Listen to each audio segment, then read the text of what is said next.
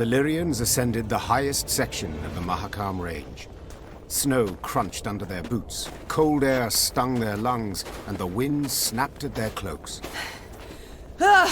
Meve wiped sweat from her brow and turned to Reynard. There! By the rocks! We shall... The rest of her words were drowned out by a powerful blast. The entire mountain rumbled with a low, vibrating roar. The sound grew louder, echoing off the rocks, splitting their ears. The Lyrians looked around, disoriented. Few heard Gabor's warning. Dinna just stand there! Get behind a rock! Quick! Meve followed the dwarf's gaze and cried out in terror. The snow stuck to the mountainside had started to slide down the slope, sending up mists of icy dust. Before she could react, the white torrent knocked her to her knees, crushing her and smothering her into the ground. All she felt after that was all-encompassing cold and fear. Meve survived. The dwarves who ran to the Lyrians' rescue dug her out of the snow in time. Some of her soldiers were not so lucky. The Queen looked at their bodies, blue, frozen.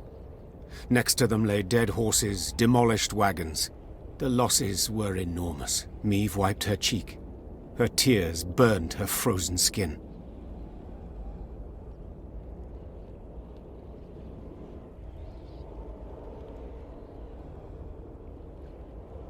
Gabor spoke a while with the leader of the Mahakam Guard Patrol that had come to their rescue. His face was dour. What? What have you learned? I'll tell you all in good time.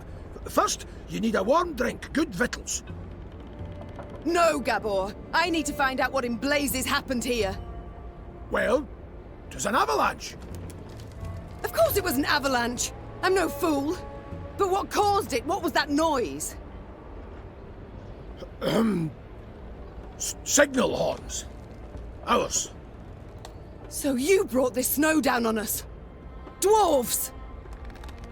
Well, aye, but, unawares. Explain, in brief.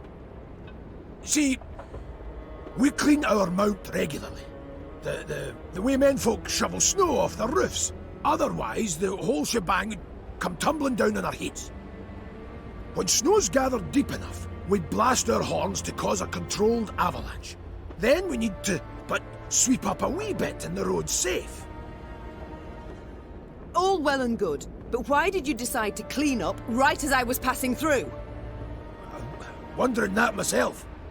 Schedule says next cleaning should have been a week from now. But someone asked the route to be cleared earlier. Who? Meve, I'll tell you. But first, promise you'll... Who? Hey. Owain ep Clenvog, the Nilfgaardian emissary. Must have found out you'd be going through. The bastard. Reynard! Reynard! Wait! Wait! I understand you're a wee bit upset, you've every right. But you'll never prove Owain meant you harm. The sly weasel will make sure he didn't dirty his own paws. I've no such scruples. I'll find him and kill him. And then? How'd you tell that tale to Bruva? Meve, you're justly taught, but for the love, just this once, let it go. Or you'll leave Mahakam with nae a scrap to show for it. Moments later, scouts reported Owain was camped to the north of the accident site. Meve had to decide how much she was willing to risk to get her revenge on the Imperial emissary. For frostbite, you'd best avail yourself of some onion juice. Even better. As Meve neared Langbridge, she ordered her bugler to announce her arrival, then retired to her tent to freshen up. Gascon was already inside, awaiting her. I do not seem to recall summoning you. In that case, I must tell you to fret not. Nothing wrong with your memory. I've come with no agenda. Spontaneously, call it, to chat. Then I propose you leave. Just as spontaneously, call it. I must don fresh clothes. I'm to see the Elder soon, and I'd prefer to not smell of horse sweat. Doubt it'd make much difference to him. And be assured, I know what I speak of. When last we met, I found myself standing downwind of him. A pungent experience.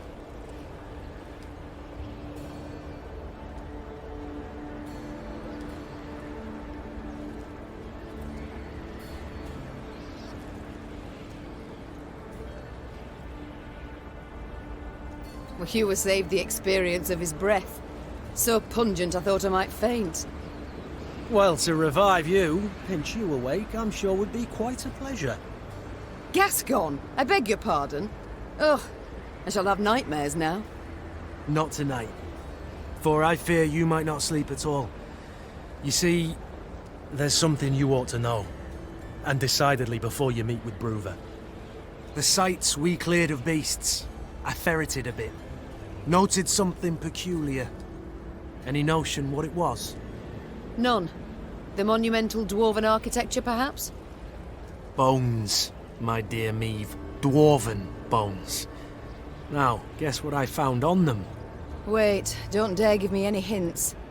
Bite marks. Of course. After all, they'd been gnawed clean of all flesh by monsters, incidentally making it quite easy to spot other markings. Ones made by axes and swords. To be certain, I showed the bones to our medics, and they confirmed my conclusion. Meaning what? That the entire clan, the Fuchses, did not perish due to an invasion of beasts from the depths. The monsters merely ate the bodies and occupied empty homes. Now, I shared my discovery with Gabor, and guess what he did? He panicked. He started to squirm, babble nonsense. I wager my right arm, he's hiding something. Blast. Overly eager to aid us from the start he was. I might have sent something. I shall have him summoned at once. And I thank you, Gascon. I won't forget this. Minutes later, Gabor stood before the Queen. At first, he tried to mislead her with evasive answers, but as her pointed questions demolished one clumsy excuse after another, he had to give in. Oi. As King Desmond said after a hefty squirt in his hose, we can't sweep this under the rug. If you think I welcome jests in this moment, you err. My fingers itch to summon the hangman. Right. So... 'tis true. I misled you. On our clan elder's orders, supposed to make sure you destroyed Burr's Rump and Davor's Abyss thoroughly enough to leave nae a trace. What? Why? What did they wish to hide? They was home to the Fuchses, our mortal enemies. They'd been a-boiling our heinies for ages, thumbing their noses, taking what they want when they want, and the Elder-in-Chief didn't gie a ploughing whit. So to stop them, our clan, we did the unpardonable. The Ziggurin elders saw their chance and they... Gods. So you were responsible for the deaths of all those dwarves? Me? I didn't raise a finger. Tried to stop them, in fact.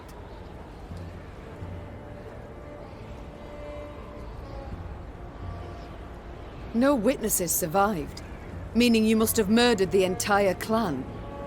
How? Queen, you sure you... I am. And you should be sure to answer in full, omitting no detail. A few years back, we got pummeled by a horrendous winter. Stone-breaking frosts, whiteout storms, avalanches. Made travelling a painful form of suicide. Hunger drove beasts out of their dens. Pass was covered in the filth. Got to where they paced right outside the walls. Fuchses fought a hard, bloody fight to keep the critters out of Davor's Abyss. Lost near every axe-wielding dwarf they had. Only survivors had to winter at Burr's Rump.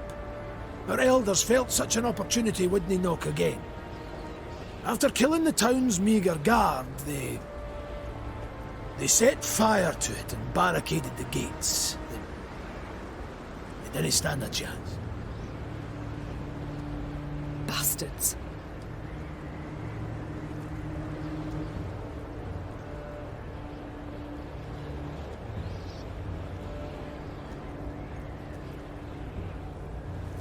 How in the world did the truth go undiscovered? Once it were over, our dwarves opened the gates.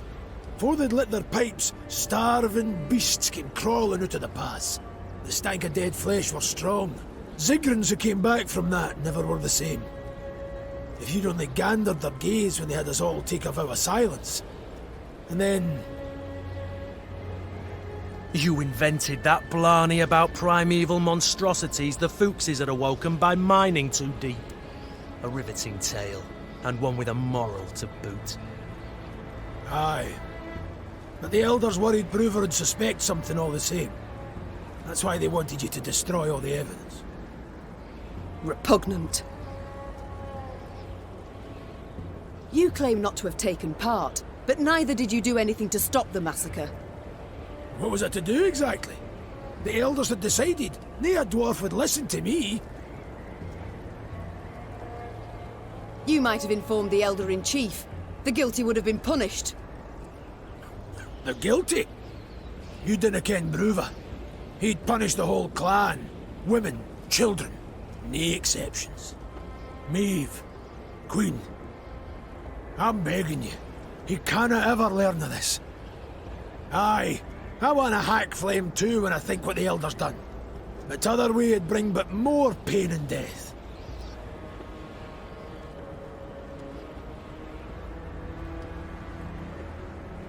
You've got a lot of nerve, making requests after lying to me.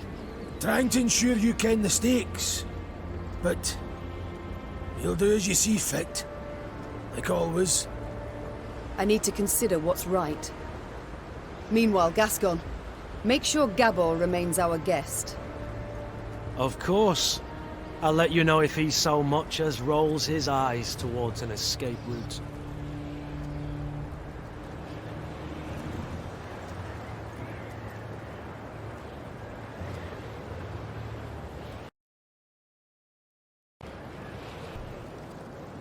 Bruver stood by the bridge like a statue, arms crossed, eyes squinting. Maeve sighed inside. She stood little chance of having a pleasant chat. Elder-in-Chief, sir. No Sharon and Grayson here, lass. Ploughed humans. Always out to fix things, always end up cocking them up. You think you're due glory, do you? Monster Slayer Maeve? Patroness of dwarves? Blast it. What do you think? Why didn't I exterminate those beasts myself, eh? Go on, tell me! For you. For I didn't want to. For something didn't fit, damn it.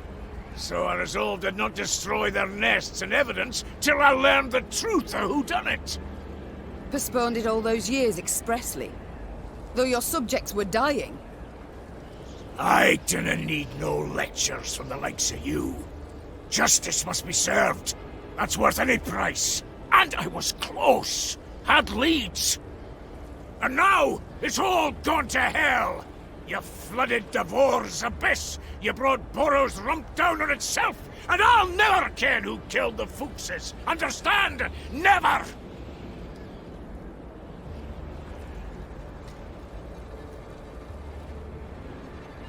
I would not be so sure. Sure a bloody what? That you shall never learn the truth. For I learnt it just moments ago.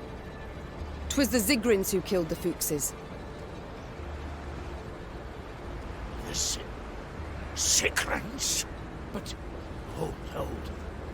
Aye, it would explain a lot, that.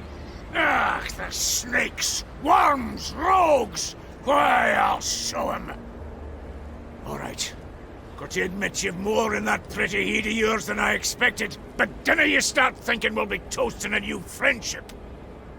You want our aid? You'll have to answer our questions. My questions. Lots of them. And they're all hard, so dinna you go smiling at me yet. Why, I wouldn't dare. Better not. Right. Time we moved on. Bruver set off at a brisk pace, paying Maeve nor anyone else heed. The Elder's bodyguards rushed after him, then came the Lyrian force, and at its end trudged Gabor Zigrin, hands and feet in shackles.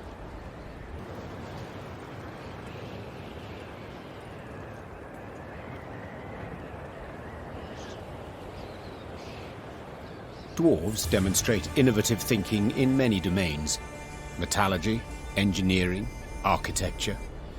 Yet there is one in which they could not be bothered: naming. For this reason, the bridge that linked the Mahakam Pass with Mount Carbon was simply named Langbridge. Meve learned it was a thoroughly fitting name. Having stopped for a breath halfway across the road suspended over a deep chasm, the Queen could see neither end of the bridge, both concealed by thick clouds. Amazing, whispered the Queen. I feel as though we traversed the very sky. The Queen and her retinue were nearing Mount Carbon when Meve heard a cry. It was Xavier. Hold! Hold! Meve drew in her reins abruptly. Her mare neighed and reared, lifting the Queen above her formation of men. From that height, she saw the last pier of the bridge crumbling.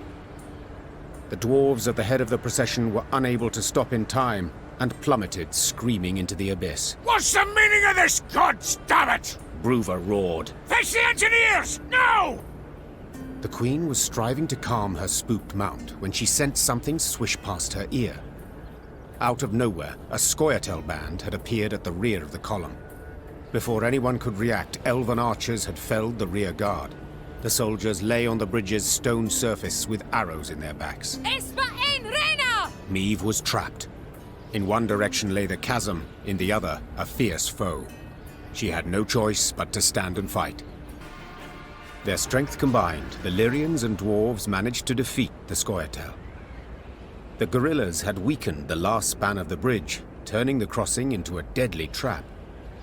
Had Xavier, who noticed the weakened structure at the last instant, not called out, all would have fallen into the chasm. The Lyrians managed to capture the unit commander. She stood, her head raised high, and when Meve glared at her, she did not avert her eyes.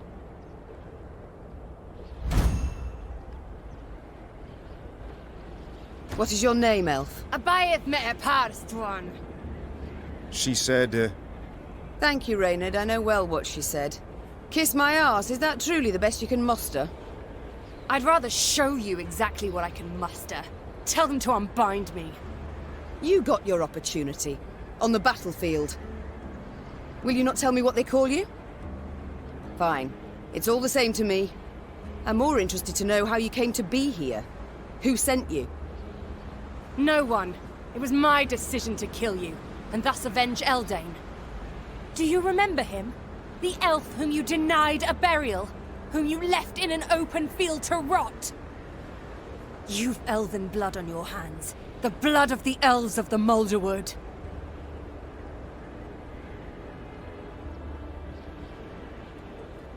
Eldain was a criminal. He got what he deserved. You call him a criminal?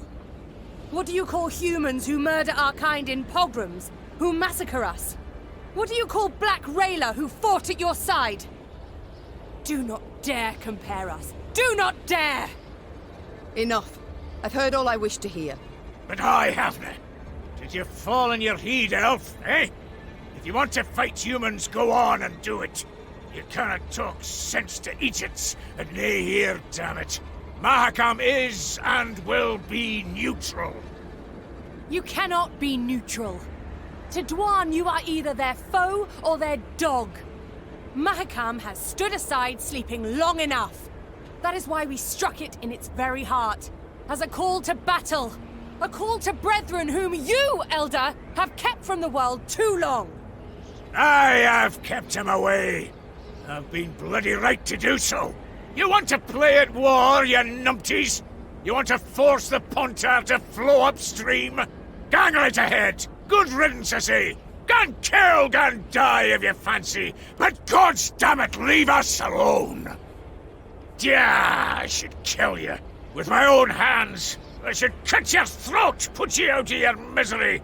That's what you want, innit? To die? To die a stupid death? Well, I'll not grant you that. Nay, nay, I'll lock you in a tower.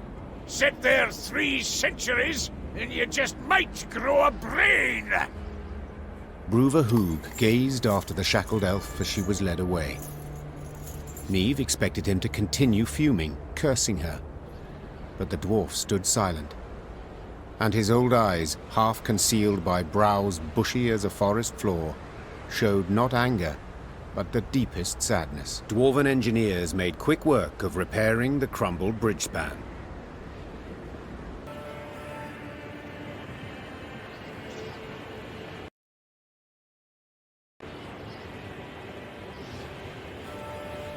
The Lyrians stepped inside Mount Carbon's bowels. Neve rode while looking upwards, admiring the intricately carved ceiling, gilded walls, monumental bas-reliefs carved from basalt. Yet this was no time to admire the sights. Bruva Hoog had summoned her to speak. I thank you for your invitation, Elder. My invitation? Choice term, lass. You wangled your way in here. Long I've lived, but ne'er have I seen a wench so stubborn. With all due respect, do you not feel like a pot conversing with a kettle? Ha! True enough. Changes of mind didn't come easy to me, but they do come at times. Human wars concern me not at all. For so many they are, who could count them? Near a year goes by without one wanking king invading another's realm. A dog with scabies is less restless. That's why, this morning, I aimed to send you off with nothing. Mattered not what the clans were saying. Rivia, Schmivia, who gives a sheep's fart? But that was this morn, before that daft wench and her pups attacked. Nilfgaard supports the Scoia'tael, it's common knowledge. Nilfgaard uses them. Well, I'm nae worse, and I choose to use Queen Meve.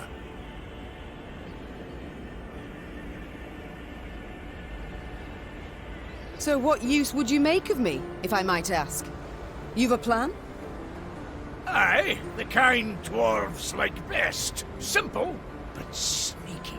Like to give Nilfgaard a warning, you ken. If you're going to rile my dwarves, throw 'em into the Scoia'tael ranks, you'll regret it, aye?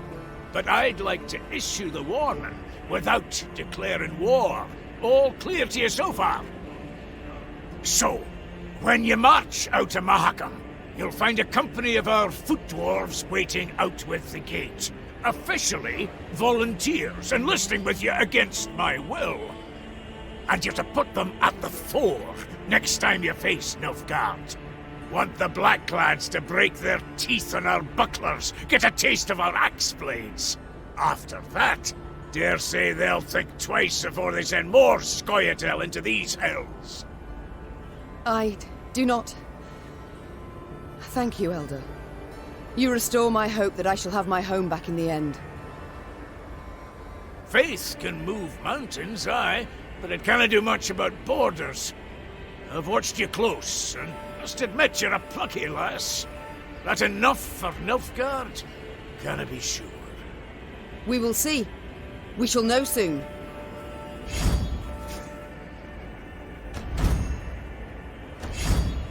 I would like to march at once. So by your leave...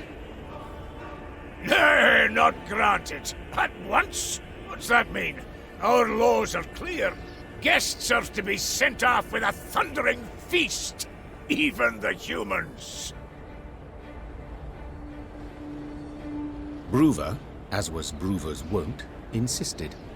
So the Queen accepted the invitation, but as was her wont, set a condition. The feast was to last but one night, and not, as was the wont of local custom, an entire week.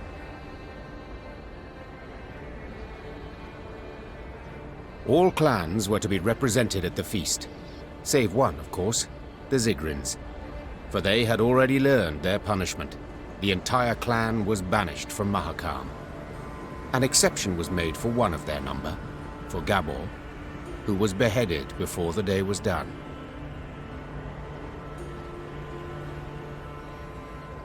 When the sun had retired behind the peaks, the underground city came alive with the sound of bugles, bagpipes, and horns. The dwarves emerged out into the central square and danced exuberantly, sparks kicking up from their hobnail boots. The usually crabby Elder-in-Chief Hoog proved a cordial host that evening. Let's drink, lest our neck shafts grow cobwebs! Suddenly, a messenger arrived. Bruver lifted his copper horn to his ear and listened with furrowed brow. What's that? Speak up! When she saw a sour grin on his face, Meve knew the tidings were not good. Yet she did not suspect they pertained to her directly.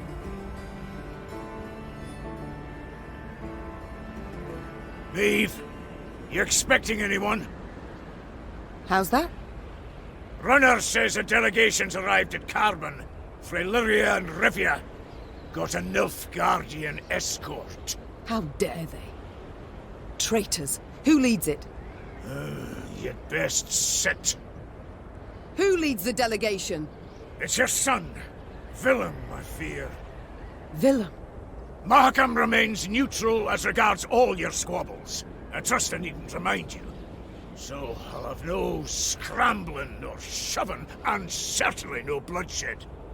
Point of fact, I'd prefer it if you... I wish to speak to him. I'd forbid you, but, as I said, never seen a more stubborn wench. Alrighty then, jabber away with him. Just remember, hands to yourself.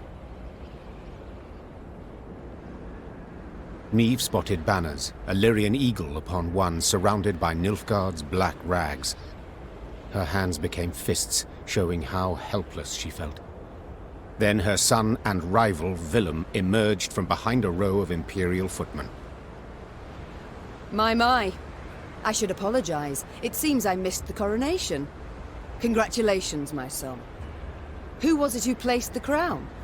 General Epdahi? Count Caldwell. Ah, yes. Our elder statesman.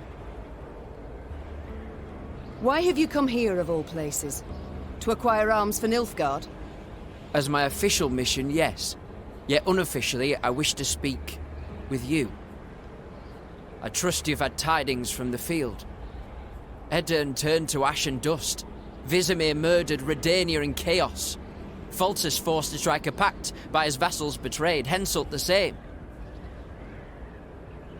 This limerick, will it come to a point? Why, yes. To the same as this war. Mother, I beg you, you must see it. Nilfgaard's victory is inevitable. Surrender now, and I shall show you mercy. For later it'll be too late. There will be no later. We shall repel them, drive them south at the points of our pikes. This we, Mother? Who precisely do you mean? You stand alone.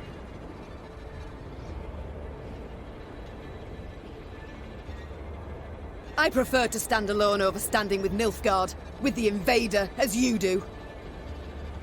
Mother, in declaring for the Empire, I saved the lives of thousands of our subjects. And in so doing, our honor lost! Folk who had their huts burned down care deeply about our honor. Is that truly your belief? When I was crowned, a fact you deride, though that makes it no less true, I swore the good of my subjects would guide me. And a war we are doomed to lose cannot in any way benefit them. And slavery can. You know well the Blackclads put peasants in chains, like cattle. Reprehensible, I agree, but... And resettlement? Forced labor? Cruel laws that make death the punishment for the slightest offenses? Are those benefits? Well, answer me! I see I will not sway you, Mother. A shame, though I take comfort in the fact I tried. And now, adieu. Oh no, I, not you, will decide when this conversation is over. Oh, have we anything else to discuss?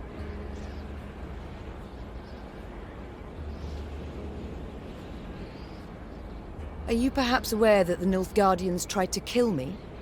What? No, I heard only about an avalanche. Which tumbled down through no small effort of an Imperial envoy. Never would I have agreed to such a heinous act. I believe you. I'm heartened that, despite all we... I believe you because I believe the Nilfgaardians wouldn't ever have asked your opinion. Think on it, son. Are you their ally or their tool?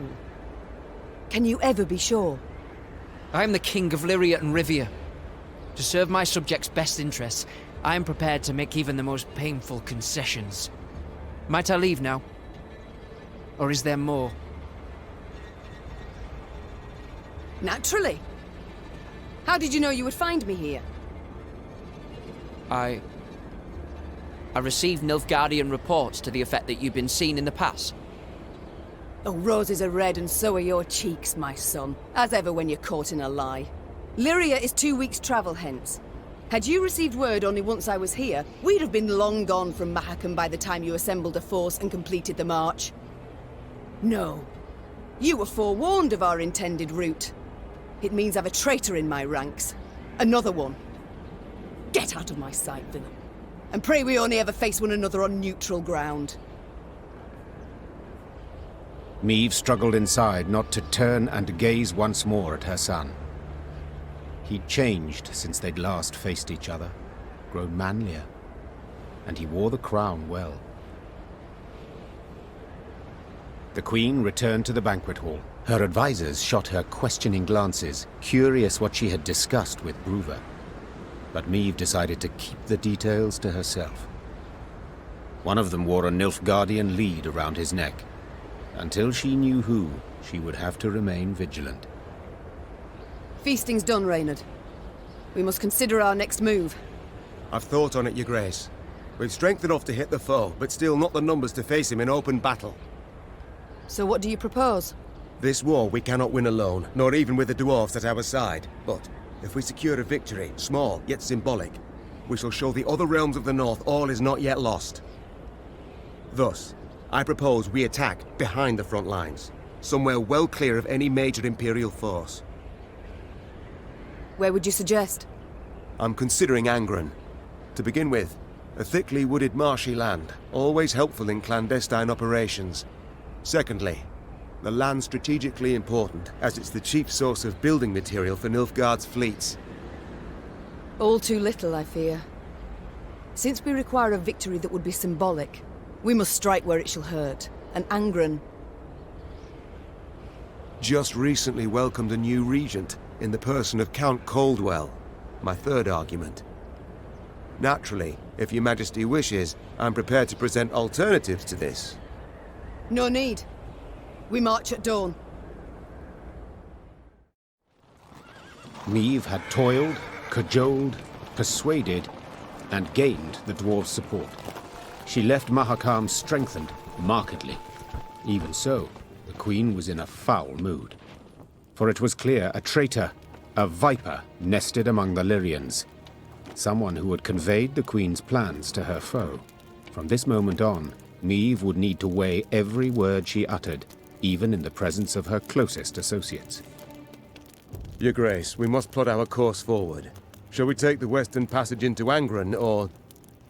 Not now. When, then? Dawn approaches, yet we know nothing of where... I will not repeat myself.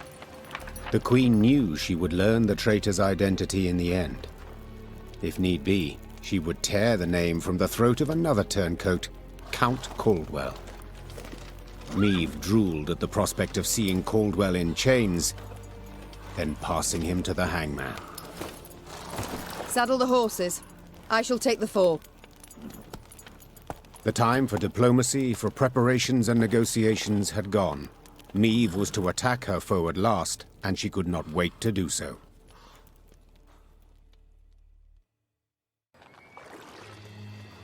At long last, Meve's force reached Angren's marshy woods. Ever been? No? Count yourselves lucky. Are you certain we haven't lost our way? Alas, here there is no way. We continue south, that's all. South meaning the bottom. Should you ever venture there, I offer you this advice. Do your utmost to make no noise. Poor soul. His comrades cried out, reached out, but alas, amidst frothing waters they heard bones cracking, the moan of metal bent and crushed. What the... bloody hell, what was that? Rather not know, personally. Hold your positions! Arms at the ready! It was a glusty war. One of many the Lyrians would encounter along their path. But let's not get ahead of ourselves. At last, Meve and her force stood upon the Yaruga's bank. To find and punish the traitor Caldwell, they would have to cross the river. Yet the sole bridge nearby was in Nilfgaard's hands.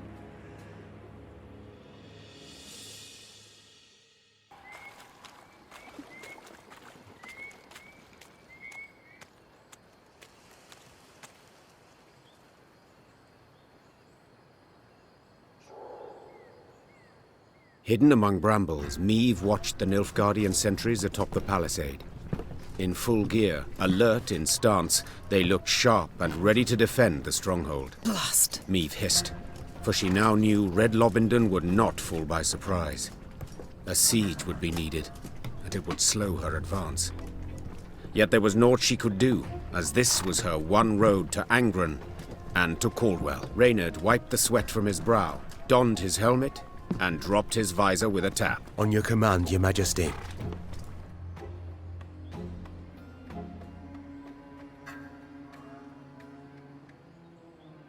Soon, Reynard. Began the Queen, her eyes narrowing slightly. But not just yet. Our battle plan I must first devise. Sound the retreat for now.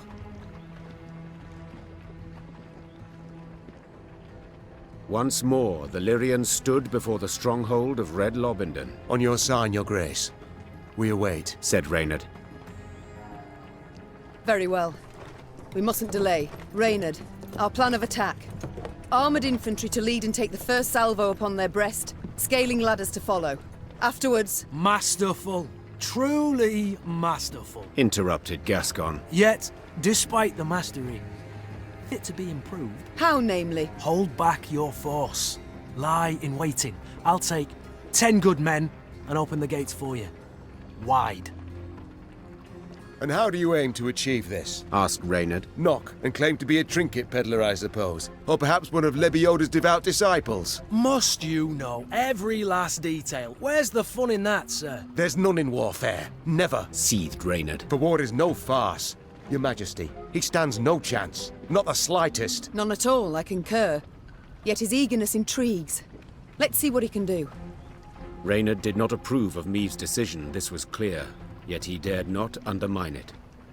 The Queen's blessing now his, Gascon assembled a small force and set off, straight for the stronghold gate. Lambs to the slaughter, muttered Reynard, shaking his head. My Queen, it's not too late. We can always... Shh! Look. Already at the gate, Gascon lifted his arm in a gesture of peace, then merrily bantered a bit with the guards. A moment later, the gates jerked into motion. But how? No matter. The gate stands open. We must attack. Meve raced off towards the fortress without even glancing back. She knew well her soldiers would follow. Gascon seemed a fiend as he fought his way to the keep, then single-handedly killed the commander. Suddenly leaderless, the Nilfgaardians laid down their arms. My, Gascon. Colour me surprised. Pleasantly so, I trust. Don't fish for compliments, it doesn't suit you. Besides, you know you deserve both medal and title. Ha ha! I shall hold you to it, my queen. In due course. But I must know how. What ruse persuaded the Nilfgaardians to open the gate? Come, my delightful charms, no ruse. Ah, I see. Not one to share secrets. Unremarkable, as I see it. I'd hold my tongue too, were my conscience thus burdened. I've done naught to hide my shameful past, friend. I was a brigand, indeed, yet... Do not dare take me for a fool. You know of what I speak. Yet I don't. Reynard, what is this? What the devils is with you? Your Grace, in Mahakam, the Nilfgaardian letter we managed to intercept. Consider your offer accepted. Direct Meve and her force to the agreed site. We await their arrival. Your reward shall be as agreed. 'Twas Gascon who told us Caldwell had received Angren to rule. 'Twas Gascon who suggested we ride for Lobinden. Here, the Blackclads willingly opened the gate, for they expected him to deliver a prisoner. You! I don't... I don't believe this. No, it cannot be. Deny it, Gascon. Go on. Tell me I'm wrong. Do you require any more proof, Your Grace? What do they promise you? Amnesty? Coin in heaps? Both. I knew Nilfgaard wouldn't parley with me as a matter of course. To be treated seriously, I needed something they valued. A stroke of luck, it was, the chance to free you from Caldwell's grip. It was in Aedirn that we first spoke. Then came to an understanding after Rosberg's fall. Why do I still live then? Why not snatch me under Knight's mantle, drag me to Red Lobinden in chains? Maeve, I sought to sell you out, I did, and aimed to gain by it. Yet in Aedirn, you earned my respect. In Mahakam, my admiration. I swore then I wouldn't follow the terms of the accord I'd made. Instead, I'd let you into the fort and make damn sure the Commandant couldn't reveal the truth. Alas, seems I underestimated Reynard. Flattery will get you knout. You, sir, are a traitor. Oh, please, friend. You appear to me a pot that calls the kettle black.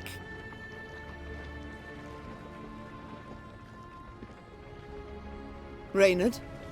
What does he mean? I've no notion, Your Grace. Not the slightest. Truly? Ha! And I had you pegged for a man of honor. Come now, Reynard. Who sent secret missives to Villem? Go on, you really should tell your queen. What? Reynard? His Highness guest chambers in Mahakam. One of my lads snuck in. Found a letter bearing the signature of one Reynard Odo. Reynard, I beg you. Say it's not so. Tell me it's a filthy lie. Your Grace. I'd hoped His Highness and you would reconcile. To see son stand against mother rent my heart. I wish to help. Behind my back. Your Majesty, I sought merely to push the youth to see reason, to open his eyes. So say you now. Yet I can't know what was in the letters. I can't know what pacts you made. And alas, I can no longer take you at your word. I'm not alone in having deceived. Yet I am in repairing my wrong. Maeve felt a tempest rise inside her. Yet she could not release it lest it cloud her view. She would solve the problem, strike it from her mind, and resume her journey at once.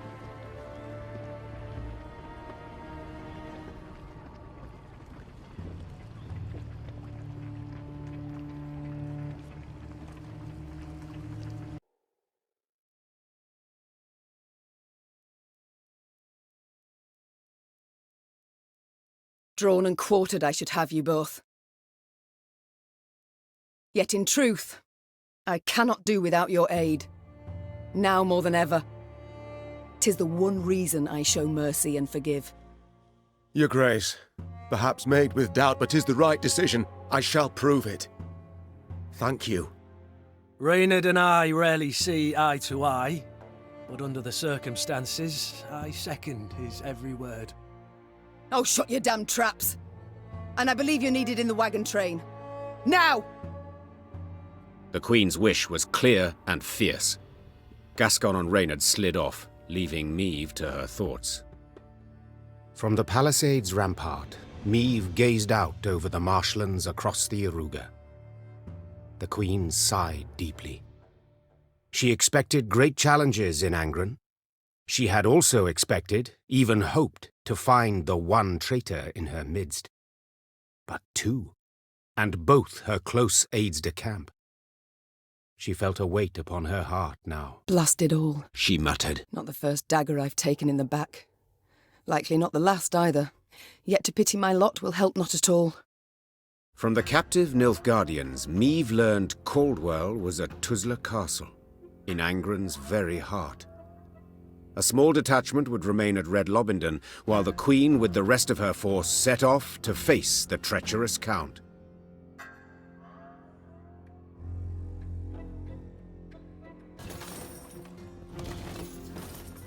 No two ways to it. Charming this county the Blackclads granted Caldwell to rape. Yes, a gift so lovely Caldwell could not refuse. At Dahi, it seems, wished to be rid of the Count, so as to rule Lyria alone. I do wonder why they quarrelled. Caldwell wished to rule by Villem's hand, and by his claim. Of little benefit to Nilfgaard, so the general disapproved. As do I. By all means. Your Grace, the charts say we near Tuzla. Angren renders charts helpless to show the way, I fear. Soon we shall halt to sight our exact position. We will know then if our path is true. As you wish, Your Grace.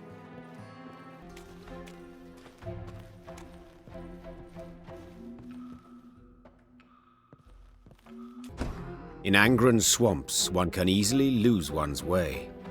Thick fog fills the air, paths end without warning, dense thickets obscure the distance. The sole way to determine one's position is to climb a tree and peer out over the canopy. This duty fell to Meave's scouts, while the force halted below. During one such delay, Meave caught the words she'd longed to hear. Majesty! Tuzla Castle! Its tower! I see it! To her soldiers' astonishment, Meave cast off her gauntlets and started up the nearest trunk. She longed to see the castle for herself, for then she would know sweet vengeance was at hand. The climb proved tricky, as the trunk was slippery and the branches, run through with rot, were frail. Yet Meave showed herself to be skillful and spry. As a child, she had loved to scale trees, much to her governess' dismay. Meave looked out to see a mighty stone tower outlined against the horizon. Legend holds Tuzla Castle was to have had 3 such bastions. Yet King Ragbard, the fort's benefactor, had forsaken the effort when yet another stone transport simply sank into Angren's boggy roads. It was a moment of respite for Meave, a moment of quiet joy. She breathed and tasted air free of the bog stench. She took in silence undisturbed by the hum of mosquito swarms. And she relished her prospects. The coming battle against Caldwell. The soldiers stood exhausted and filthy, many with raspy coughs, all sick of the meager gruel. But with the command to advance, a new strength sparked within them. Their step was lively, a fire burned in their eyes, each hoping to spill Caldwell's entrails, then dash them upon the fort walls. Yet as they drew near the stronghold, perched atop a stone isle, their verve dwindled, enthusiasm waned. They had taken fortresses with thicker walls, taller towers, and manned by more men. Yet they'd never seen nor laid siege to a fort standing on land so ill-suited. To rush the bulwarks through waist-deep mud, was this even possible? Prove I was no fool to keep you at my side, said Meave, turning to Gascon and Reynard. A slaughter I must avoid. How will I do it? Your Grace, began Reynard. Set our machines to sling boulders. At the west wall, it's weakest. 'Tis our best chance at a breach. Our men'll need cover, added Gascon. Reeds we must harvest and burn. Smoke will cloak us, conceal us from the castle's defenders. Good, agreed the Queen. Now get to work. Amidst billowing blue smoke, Lyrian footmen rushed through the breach wrought by Reynard's catapults. Though she had yet to forgive her companions, Meave had to admit they'd given her sound advice. Many of Meave's victories have been immortalized in poetry and song, but not the fall of Tuzla. Lyrians fought Lyrians, brothers killed brothers, in rain and mud midst a cursed swamp. Certainly nothing to inspire a bard. Near the battle's end, Meave stormed the great stone tower to which Caldwell had fled. The Queen ascended the stairs, dealing blow after blow, blood cascading down in her wake. She reached the top floor to find the Count waiting, with no intention to defend himself. If it's mercy you expect, you'll be sorely disappointed. Mercy? I know you all too well for that, Meave. Ever vindictive and cruel. All this from a paragon of knightly virtues. You stabbed me in the back, Caldwell, and used Villem to do so. My son! Who agreed without a moment's hesitation? Forsaken by your own son, your flesh and blood. What's that say about you? Oh, you tread on thin ice. Choose your next words carefully. Spare me your threats. You'll kill me all the same. Death can come in many ways, Count. Some quick, some slow. My, how you strut and vaunt. Terribly sure of yourself. Perhaps too sure. Your castle is mine. I've crushed your force. I dare say no, I'm not. Precisely my point. Don't you see? The Empire's not one army, it's dozens, hundreds. It's what I strove to knock into that thick dome of yours. Alas, you're too much a dullard. Soon as I'd learned you'd crossed into Angren, I sent for reinforcements. They'll be here soon. 3 regiments, armed to the teeth.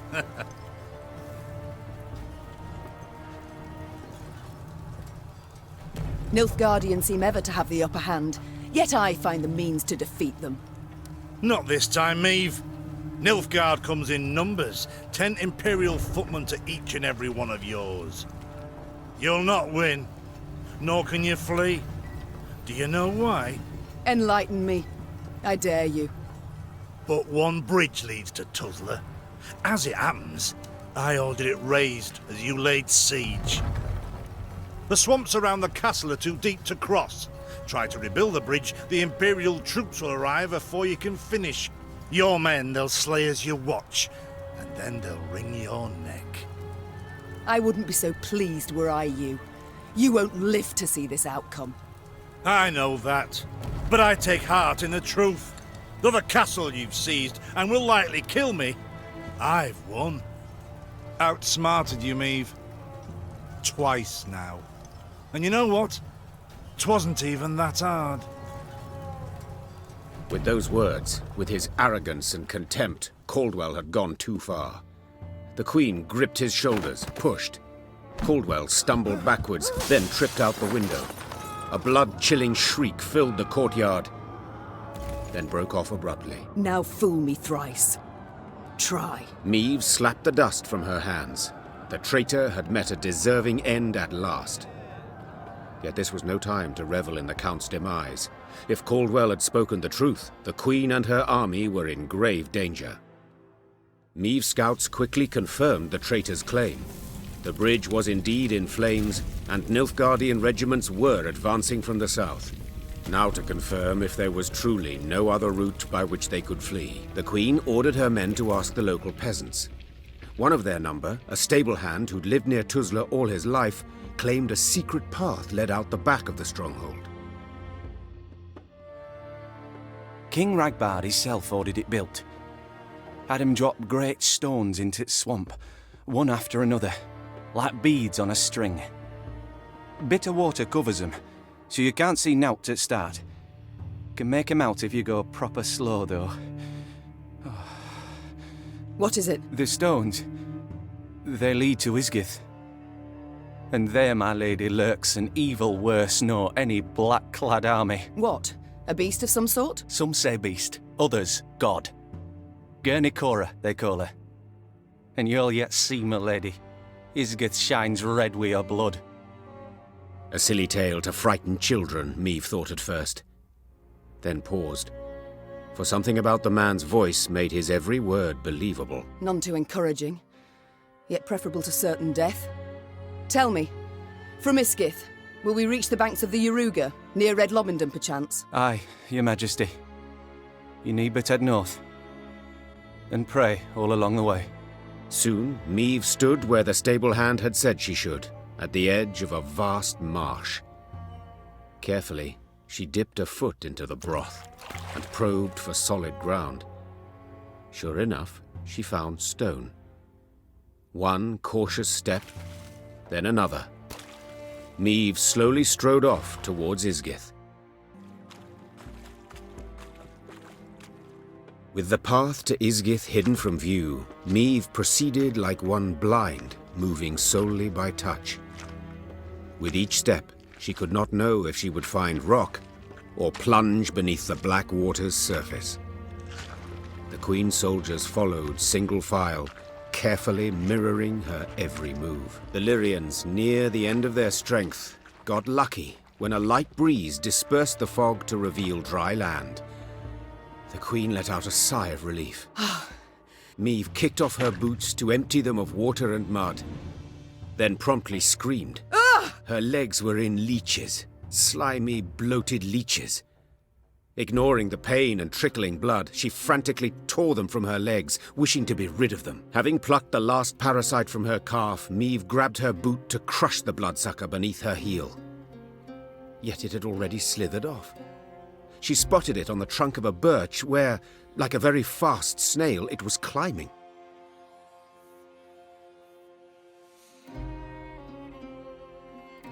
What the devils? But Meve's words caught in her throat. Leeches and ticks in the dozens dangled from the tree's branches. Some were so gorged on blood that their skin was translucent and on the point of bursting. Meve had some difficulty muting the urge to retch. The Queen stepped back, finding it hard to believe what hung before her eyes, confused as to what it all meant.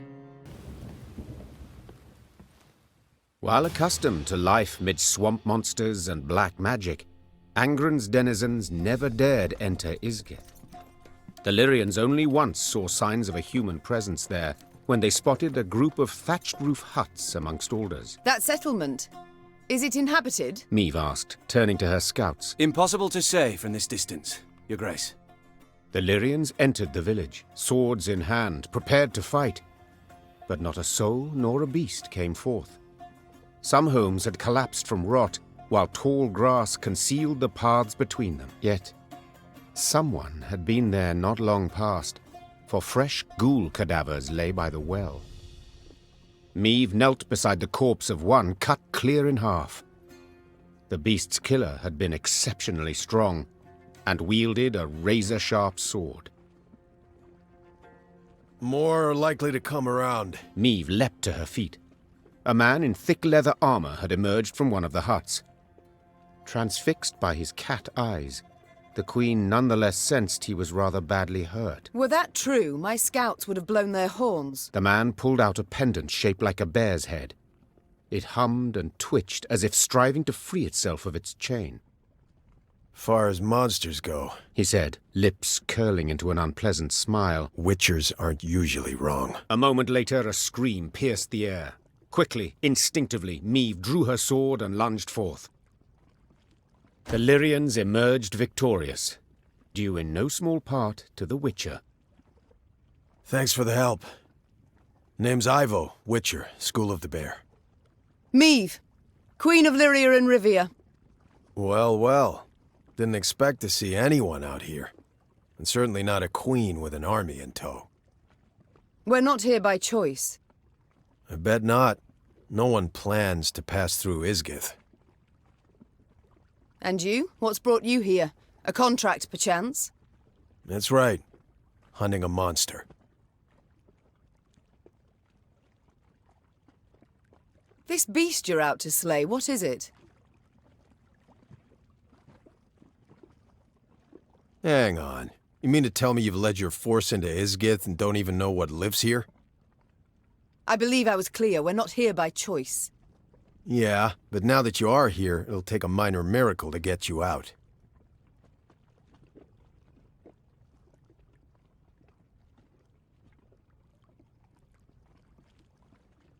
Ysgith swamps, realm of a truly dangerous being. Elves call it Gwern Iker, the Bloddy Mistress. Over generations, locals twisted the name until it became Gurnikora. Indeed. I've heard it. So you've also probably seen her beloved fruit, leeches and ticks. You'd all be wise to stay away from them. This Gurnikora, what is she exactly? Depends who you ask. Elves saw a fallen goddess in her. Never managed to cut her down while they lived here, but they did stem her growth, kept her from growing stronger.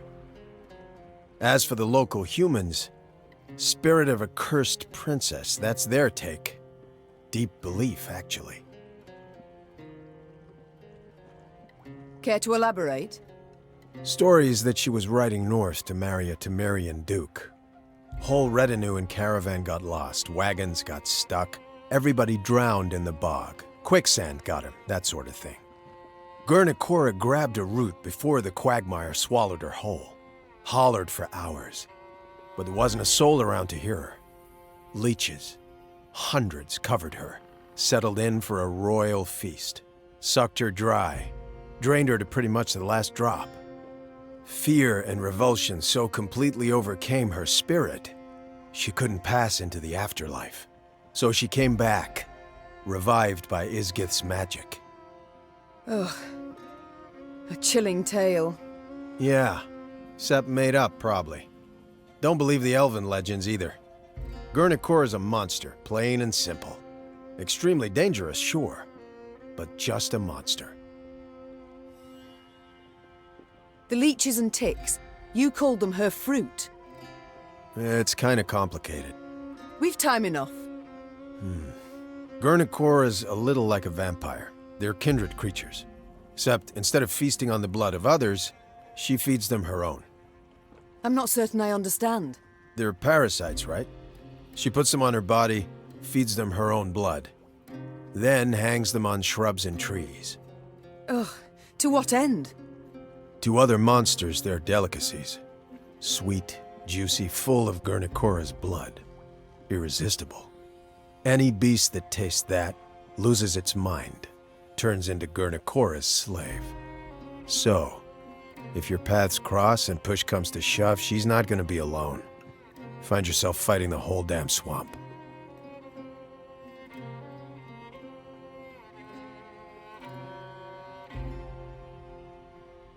And you? Will you not hunt her any longer? Oh, I will. Just need to prepare. Realized that today. Gotta brew some potions, blade oils. Come back in a few days. I don't even have that much time. Nilfgaard's hordes pursue us. I must march on. In that case, wish you luck. Lots of it. I suppose there's no argument that would persuade you to ride with us.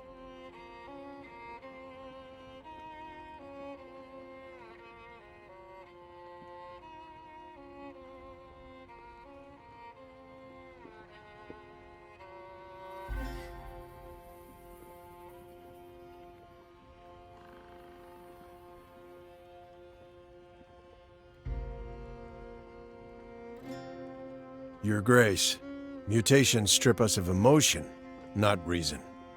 The Witcher vanished midst the trees. And Meve simply hoped her soldiers had not overheard any part of their conversation.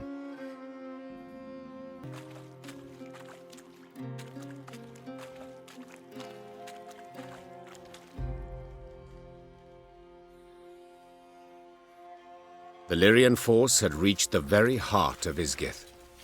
From every branch, vine, and shrub hung leeches and ticks by the dozen.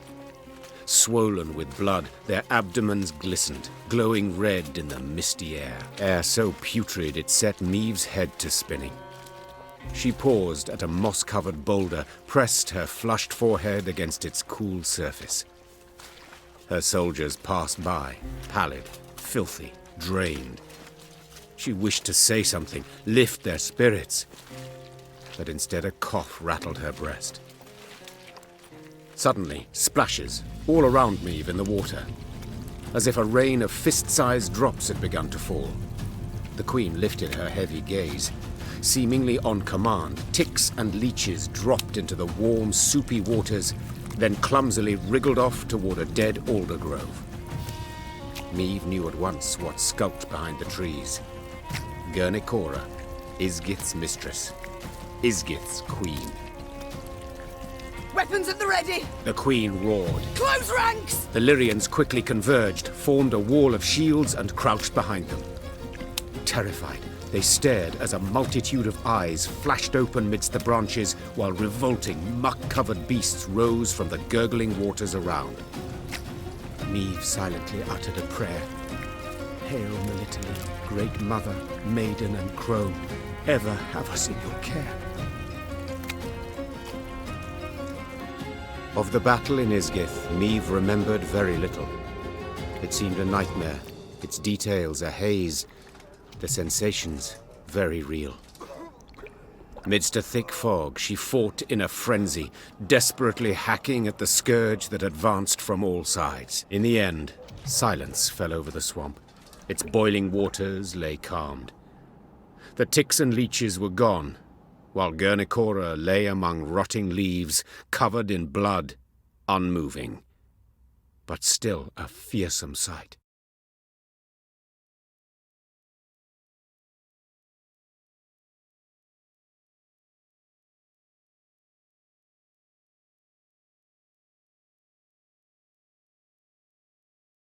Burn the corpse, Rasped the queen. and we move on. The soldier's eyes darted about in a series of silent glances. It took Meve a moment to realize the difficulty. They still feared it. Though the monster's lifeless body lay on the ground, they dared not go near. Were she to repeat the order, they would carry it out.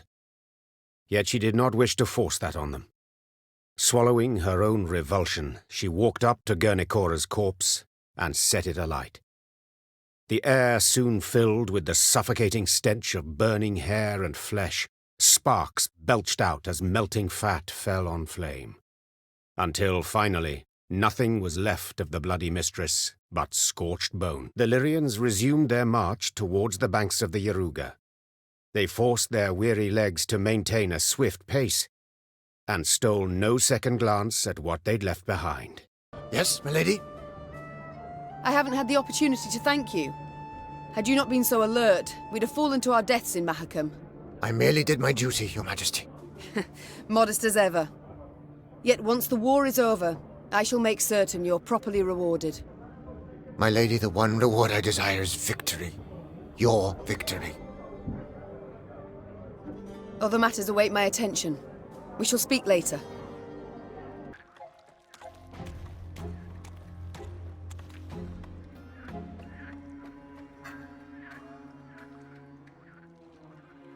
In evading Nilfgaard's banners, Meve led her force into Angren's wildest reaches. The foe could not attack the Lyrians there, yet hazards of another sort befell them.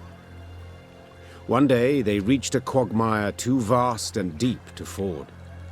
So the Queen summoned her engineer, Xavier, and called on him to build a makeshift bridge.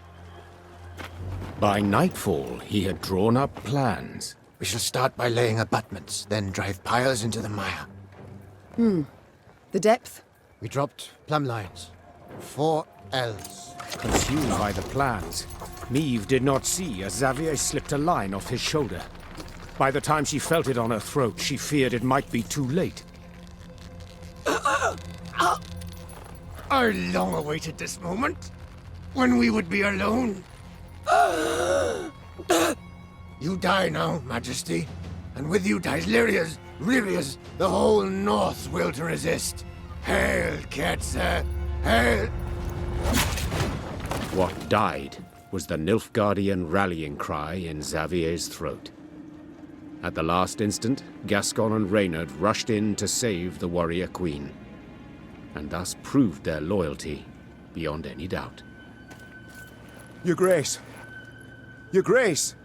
There was no answer, but Reynard could hear her breathe. Meve would live. It was several hours later when Meve finally came to. She opened her eyes, then Gascon and Reynard helped her to her feet. Careful, Your Majesty. I should have been more careful earlier. Damn it. If you two hadn't... No need for words. You needn't mention it. I couldn't disagree more.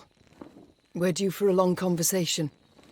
First of all, I owe you thanks. Second, my trust in you both has been heavily tarnished. I believe that goes without saying. Yet today you proved beyond all doubt that I can rely on you. So I thank you. To serve under your banner, Majesty, it is an honor. Likely I'd have put it differently, but Reynard seems to have the right. Very well. We've reassured ourselves of admiration for one another enough. We've matters to which we must attend. I trust as I lay there dead to the world, you did not sit about with your thumbs up your bums. Have you at least learned why Xavier betrayed us, sided with the Empire? In a manner of speaking, yes. Your Grace, the rogue who lunged at you, in truth, was one Gwalter ep Luinoch, a Nilfgaardian spy.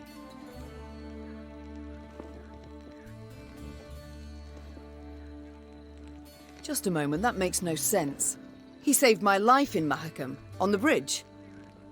He did, for he had to.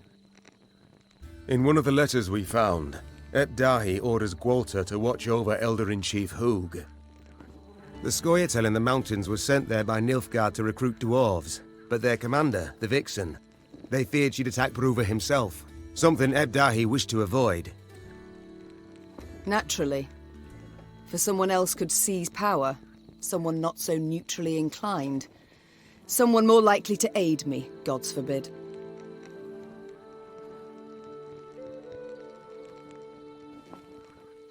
This discovery you made how?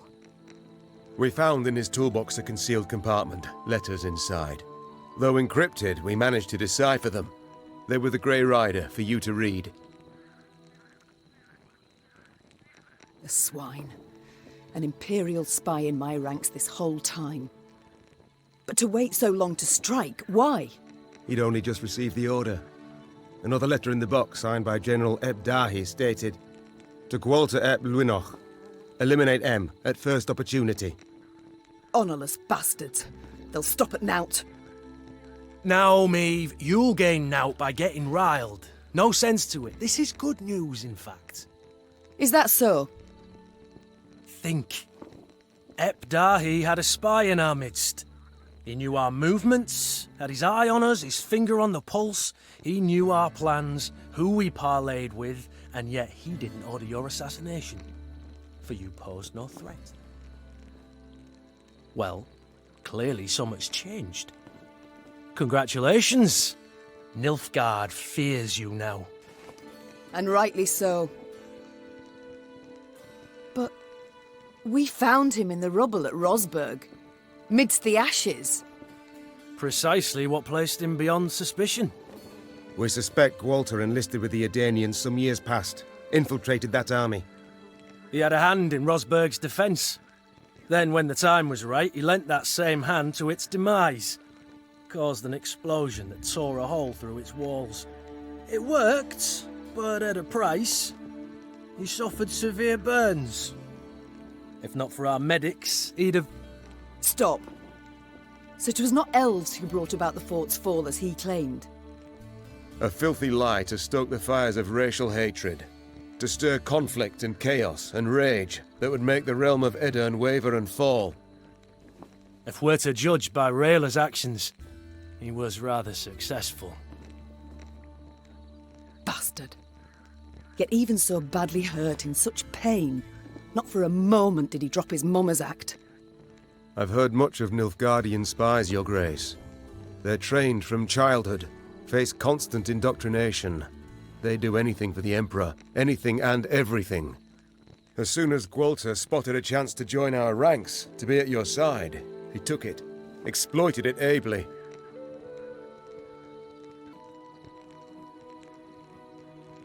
To be brief, I've traitors all about me.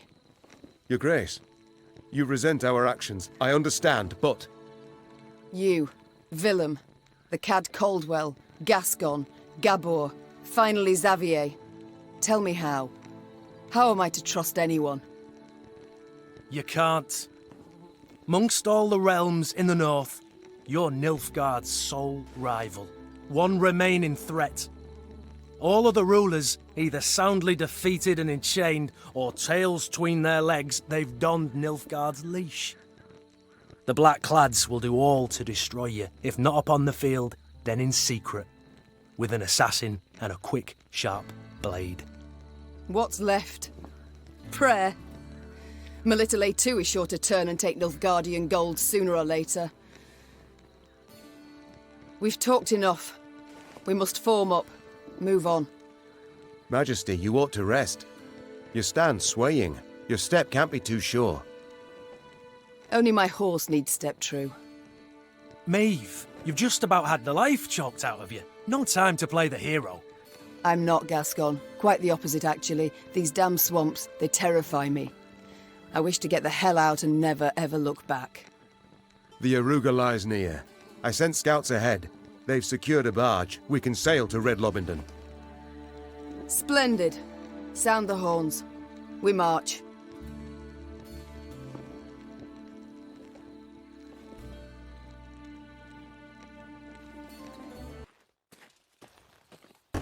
Sandflies and mosquitoes blanketed Maeve's face and neck.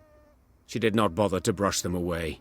She'd been in Angren long enough to know more would come in their place. Your Majesty. Reynard called from behind. Our scouts have returned. We've a large force of blackclads on our tail, infantry and horsemen, and they draw nearer. Blast! Maeve wiped away the sweaty hair stuck to her brow. What say you, Reynard? Shall we give them a fight? We're but a few miles from the river where a barge awaits. It makes no sense to battle now. Though near her strength's end, Maeve stepped up her pace. She could not wait to stand upon a barge deck and leave Angren's infernal bogs behind. Alas, in place of the promised vessel, they found only severed moorings. No! No, it can't be! Suddenly, Maeve drove her fist into the trunk of the nearest tree. Fortunately, a soft and rotted one. This isn't so!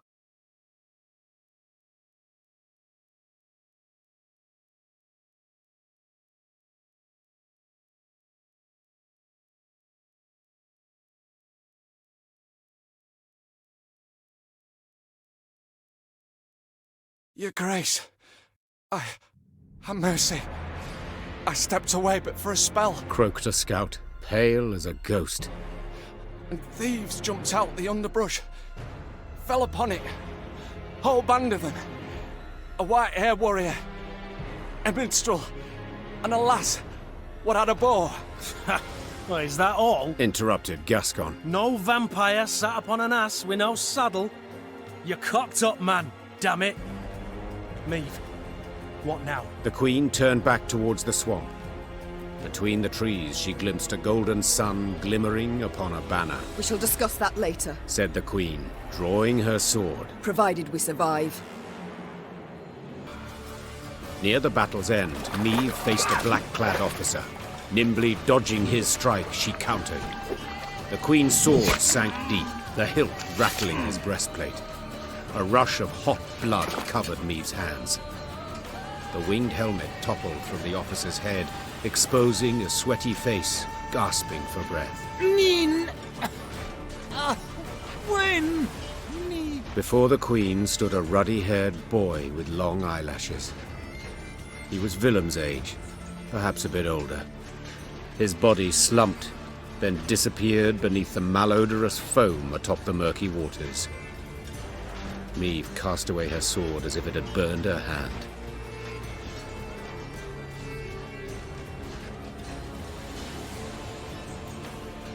Majesty, what is it? Are you hurt? Reynard said, rushing to her side. No, I'm not. It's fine. Give the order to march. With no barge, we must walk to Red Lobinden along the riverbank. Your Majesty, we must tend to the wounded. Use the rest of the day, I wager.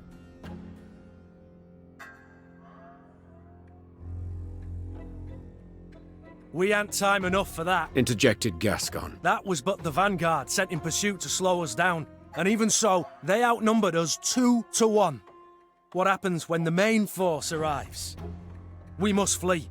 Now. And abandon the injured, to bleed to death in the mud. Alas, Reynard, yes. Unless you'd rather we stayed and died with them.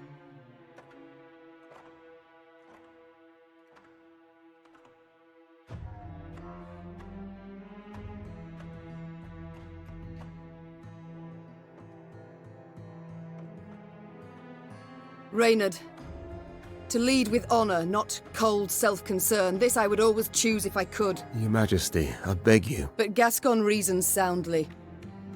We leave immediately or we risk death for all. And all we've done up to this point, the battles we've waged, the blood we've spilt, would be for nothing. This I can't allow. Your Majesty, my objection I voiced. What you do now, you do in your own name. Yes, of course. But understand, it's not a decision I make easily. The soldiers accepted Maeve's choice in silence, and for the first time she saw loathing in their eyes. Yet she did not waver. The wounded would be left behind. All hoped the Nilfgaardians would treat the injured with honor as prisoners of war, not drown them like runty animals. The force marched off moments later. With none burdened by injury, their pace was swift. The distance to the pursuing foe grew. The Queen rode at the column's fore, her shoulders hunched, her eyes downcast.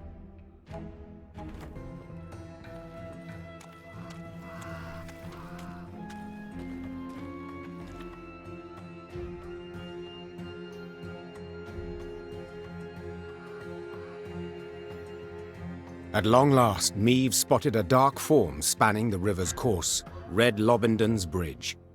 Just a brief stretch more, and the Lyrians would find themselves beyond the invaders' grasp, free and clear of bogs, and the beasts that prowled them. Yet joy at this sight soon gave way to despair. The bridge was dark, black, from the horde of Nilfgaardians that held it. Clearly the Blackclads had divined the path of Maeve's flight, and had cut off her last means of escape. That's it. We're dead men. All! They'll cut us down to the last! Maeve shut her eyes, felt them sting with fatigue. She knew when she turned she could not show her men 1 ounce of fear, 1 pinch of doubt. She gripped her reins tightly. The leather dug into her skin, helping her hold back her tears. And when the Queen finally spoke, her voice was strong and boomed over the river's roar. I know what you wish to hear. The Queen began. That the gods watch over us. That we'll come through the fray unharmed. That a friendly force is but moments away. Those would be lies. The truth is as bitter as it is undeniable. We stand cornered. Cannot win this fight. Cannot flee it.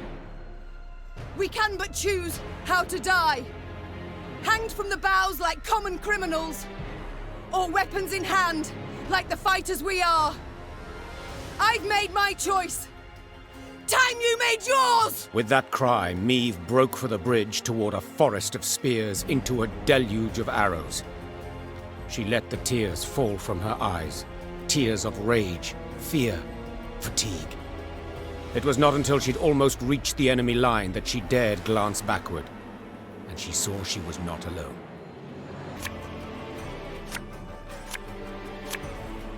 Don't shoot! Don't shoot! We're friends, not foe!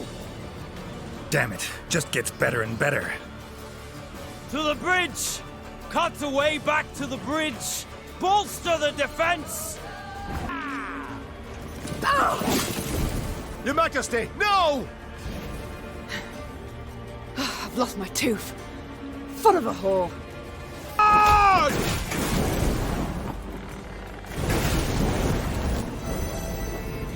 Wise choice. Fall back! Below it! Maeve was victorious on the banks of the Yaruga, but paid dearly for it. She lost a host of men and suffered harm herself. Yet she'd have been doomed, if not for a certain white-haired witcher. Maeve longed to meet her mysterious savior, and set off in search of him as soon as the battle dust had settled. She found him with the field surgeon, and learned he was none other than the witcher Gerald.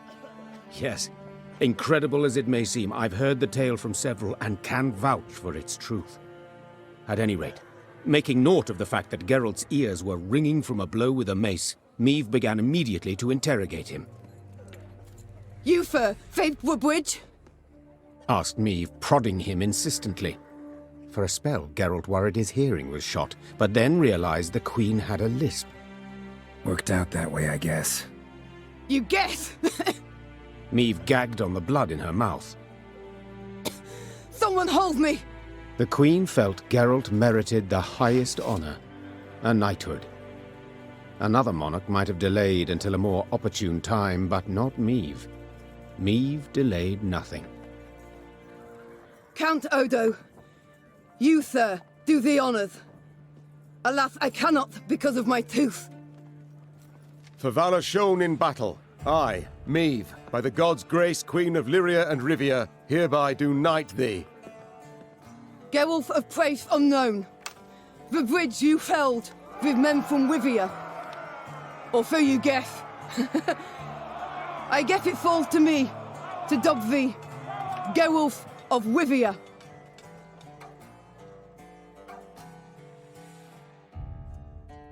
Meve had come home, though by a circuitous route, through Edern's smoking embers, Angren's beast-infested quagmires, cross Mahakam's snow-capped ridges. But she had returned, cloaked in legend, a mighty army in tow. The moment was weighty, and not to be tainted even by Gerald of Rivia's disappearance, or dare we say desertion. The hero of the battle for the bridge was now a sought man. Yet Meve was determined to take back her realm, with or without the Witcher's aid. The Lyrians' daring escapade behind enemy lines, and the triumphant victory at the battle for the bridge that crowned it, breathed new life into the North's war effort. Bands of resistance fighters now swarmed the conquered lands, while Kedwin and Redania, on the verge of swearing fealty to the Emperor, suddenly broke off talks with the invader.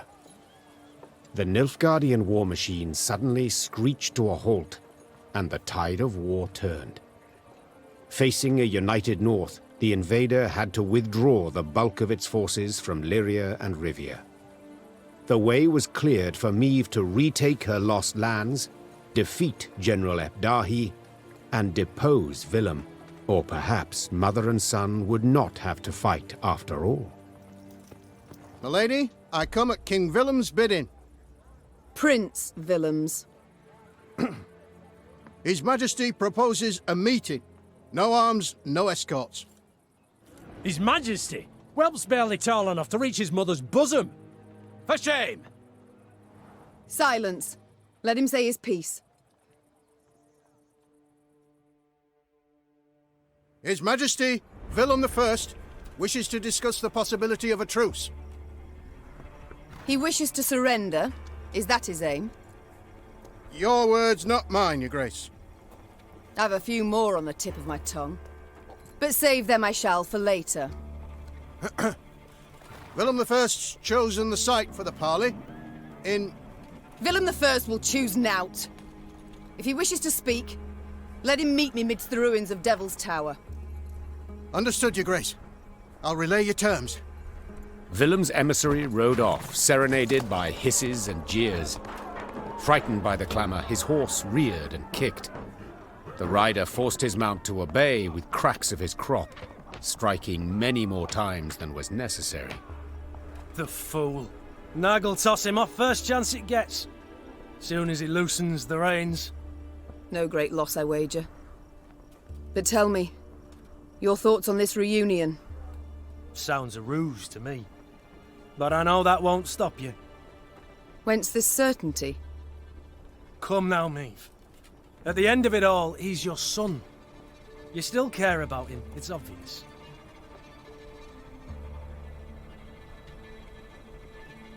Yes, I care dearly, Gascon. I care to capture him and try him for treason. Meve, the boy was manipulated. It took no great push. Let's go. They await us. Meve rode out, clad in golden plate, her banners waving proudly overhead.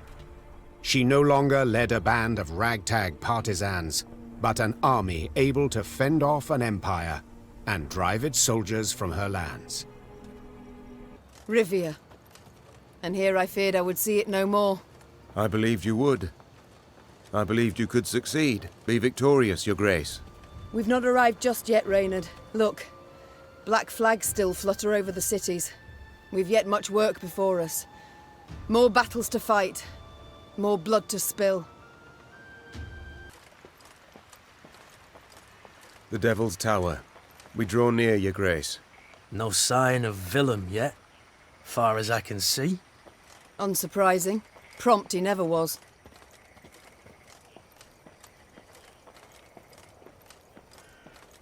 The Queen had chosen to meet Villem at Devil's Tower, and not without purpose. The structure stood on an isle, so no foe could approach without first exposing themselves on a narrow bridge. The isle had little vegetation midst which to conceal a large force. A small unit could evade detection. Altogether not much to fear. No escorts were your terms, began Gascon, with a hint of mischief. but better safe than sorry, I always say. What are you suggesting? Yours truly and 4 chaps behind the walls. Give a signal, any signal, and we'll leap to your side. Meve struggled with her conscience. There was no honor in Gascon's plan, but prudence, certainly. In the end, she nodded in agreement, though not without compunction. Villem arrived soon after, the heavily armored cavalry he had in tow clearly there to boost his courage. He left them at the foot of the bridge and rode across alone. A stiff wind from the river nearly made off with his ermine fur cloak.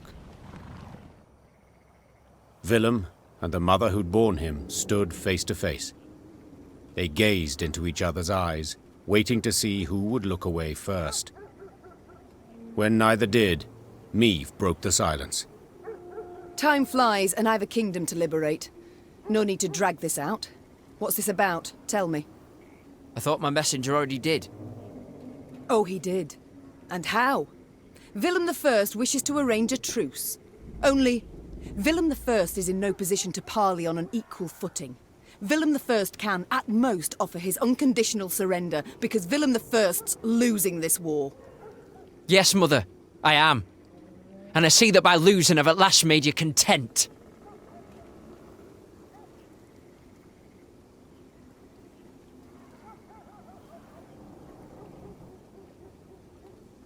Villem, we do not meet as mother and son. We meet only as leaders of 2 armies at war. Can you separate the two? Truly? I must. If only not to lose my mind. I see. Then let us parley. I'm losing, you say. And you're right. But I haven't lost yet. And have no intention to surrender. I am ready, however, to renounce my fealty to the Empire and pledge my forces to you. As long as you fulfill my conditions. Let me hear them. First, you will not rescind the reforms I've authorized already, any of them. Second, you will guarantee both my safety and that of my advisors. Third, I shall remain your heir and next in line for the throne.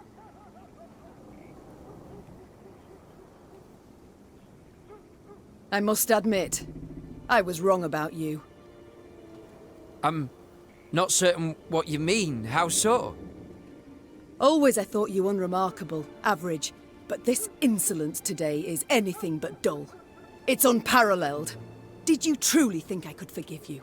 After you betrayed me, humiliated me so? Not worthy of my crown, that's what you are. Not now, not ever. Oh my. Then we shall meet on the battlefield. The battlefield? Sooner put you over my knee and whip you with my crop, boy. Gascon, grab him. With utmost pleasure. What? But how could you? It seems betrayal taints our blood, son. Take him away. Meve turned her back on Villem, now and for all time. Till the war's end, he remained in chains. And after? I'll tell you soon enough. Soon thereafter, Meve's army set out towards Rivia Castle.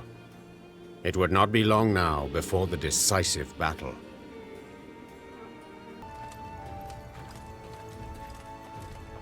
The traitorous Caldwell family's residence loomed into view. Against the horizon, it looked suitably sinister. Yet the manor had changed since Meve last saw it. 2 new wings, ornate towers, a grand colonnade. And the windows now glistened with stained glass, the gilded hue of imperial suns. We must pay them a visit, Seethed the queen. The great double doors opened with an echoing thud. Just inside them stood the heir to the estate, Dragomir, his wife and 3 children by his side, and Helena, the treacherous count's widow. Sliding the cap from his head, thus giving proof of the family's hereditary baldness, Dragomir knelt down upon one knee. Your Grace, my father's betrayal stands beyond doubt and exoneration. The young Caldwell said flawlessly and in a single breath, as if he'd practiced a dozen times. And his death at your hands was most well deserved. I ask that ye not punish sons for the sins of their fathers. I ask humbly, with bowed head, allow me to stay on my ancestral lands, to serve faithfully as your loyal subject. I believe not a word slithering out of his mouth, whispered Reynard. The first chance he gets to stab you in the back, he will take.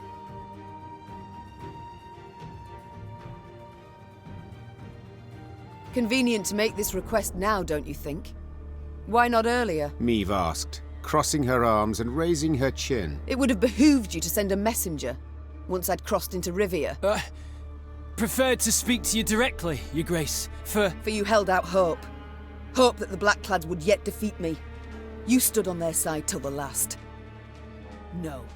The Caldwells I trusted once, but I shan't make that error again. You've one day to pack your chattels and go. Leave my country. Dragomir rose from his knee and shook out the cap he'd crushed in supplication. Only ever as a corpse, Your Majesty. He hissed, his vulnerable demeanor gone in a flash. If you'll not take me for your vassal, you must take me as your foe. Men, to arms! At this sign, armed men rushed from the house while archers appeared atop the roof. Clearly, Dragomir lay in the courtyard of his extravagant manor. With the last of his strength, he clawed at the colored gravel. He resembled an insect that was hurt, damaged, yet pulled itself along as if it could somehow escape death. The Queen knelt beside him and gazed into his clouded eyes. I want you to know your family will be looked after. You've relatives in Kedwen. They'll be sent there, properly escorted, with the proper stipend. Dragomir wished to say something, but choked on his own blood. He was dead a moment later. The Queen slowly stood and gave the order to march. She rode at the front of the column.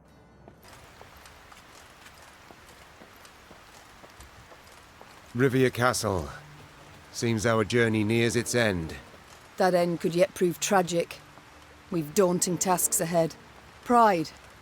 It's all I ever felt pondering those walls. Yet now, to behold them from below, I truly do wish we hadn't built them so tall.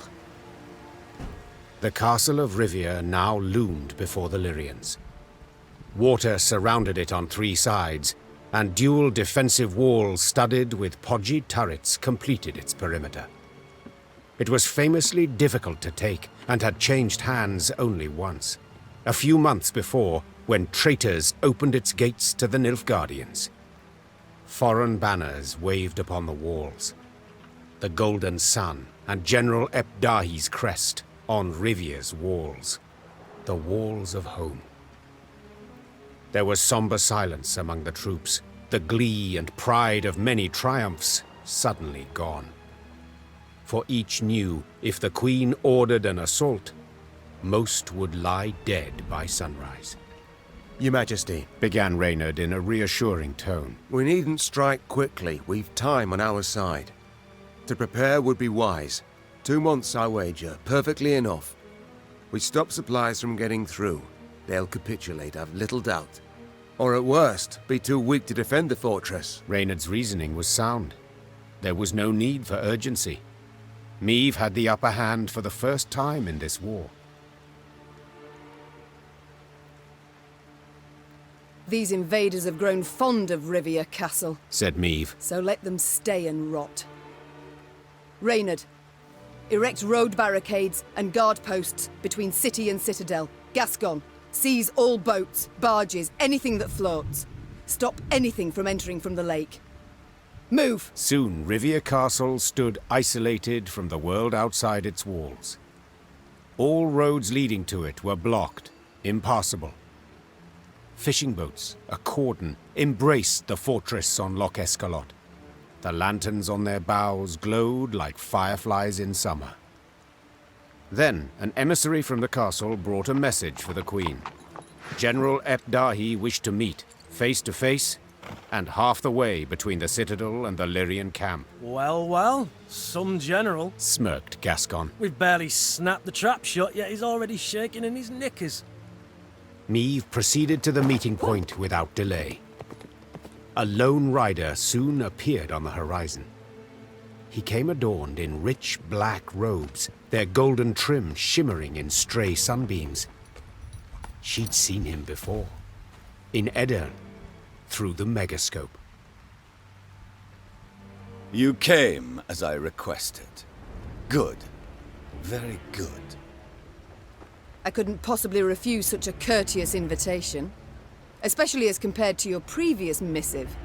The art of diplomacy, you've improved your grasp. But I could say the same of you. I was surprised, no, impressed, that you didn't have my messenger flogged, then beheaded. But please, we must set aside this bitterness. I'd like to formally welcome you to Rivia, dear Queen. I see you've readily adopted the role of gracious host in my home. In point of fact, I've grown fond of the castle. Fortifications impressive, atypical of the north. Not so your brave soldiers, whom we shall pick off like ducks. I pity them, in fact. Dry your eyes, General. Rest easy. I've no plans for a quick assault. I shall first wait to hear the rumbling in your bellies. Remarkable. You truly believe you can win this war? I've not been in the north long, but have discovered something all the same. You don't grasp complex ideas. You know Nilfgaard is large, but your minds don't fathom its enormity. You see, for every army you defeat, another will come to take its place. One larger and better equipped than the one before. Even now, as we so pleasantly chat, Army Group East is en route to lift your siege. Due to arrive tomorrow. And do you know what will happen when they do? They will crush you against your own castle's walls, like the maddening flea you are.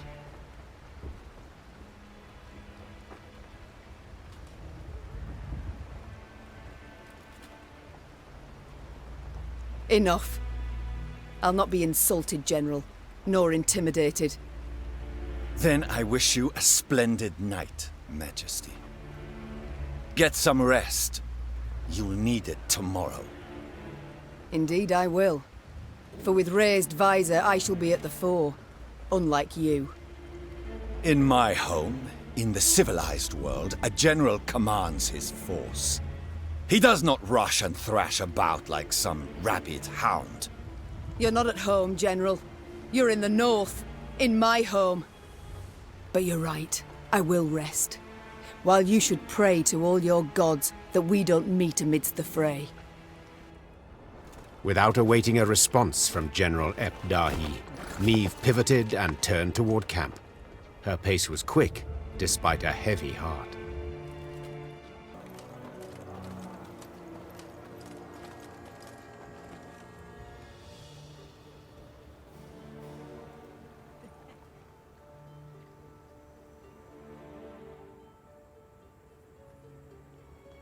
Meve's closest advisors already awaited her in the command tent. In a few brief words, the Queen gave a report of the meeting, only with great effort masking the quavering in her voice. An army, an immense one, approaches from the west. If we meet in open battle, we stand not a chance. Damn it! Why did no one warn me? Our scouts were discovered, captured. It must be that. We must flee? Not at all heroic, I admit, but sure as hell better than being trampled into the dirt. Easily said, but for a problem. Our force is chiefly infantry. The army that draws near includes cavalry, several regiments. We cannot hope to escape them. We cannot hope to hide. What do you advise? We've two options.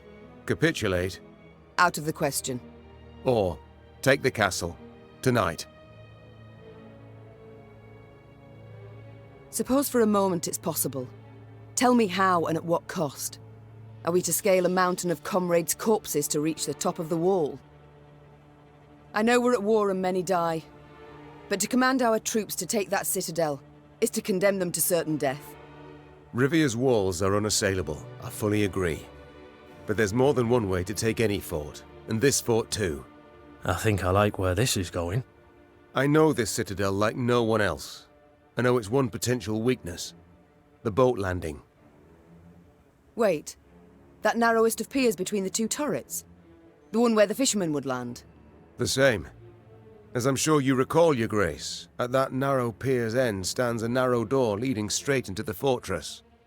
A small detachment could approach unnoticed, overwhelm any sentries, and get inside.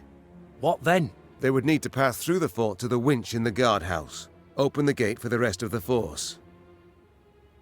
Reynard, I'll be honest. It sounds right mad. Perhaps, but as options go, we have it alone. And I'm to choose to send folk there? Most certainly to die. You needn't choose anyone, for I volunteer, and will take only those willing to do the very same. Bloody wretched plan. And you've a better one, do you? Of course. I'll go instead. Beg your pardon? I don't. Face it, Reynard, you couldn't sneak past a corpse. Sound like a bloody tambourine in that armour. Apart from which, you're Maeve's right hand. So you ought to be by her side when the fighting starts.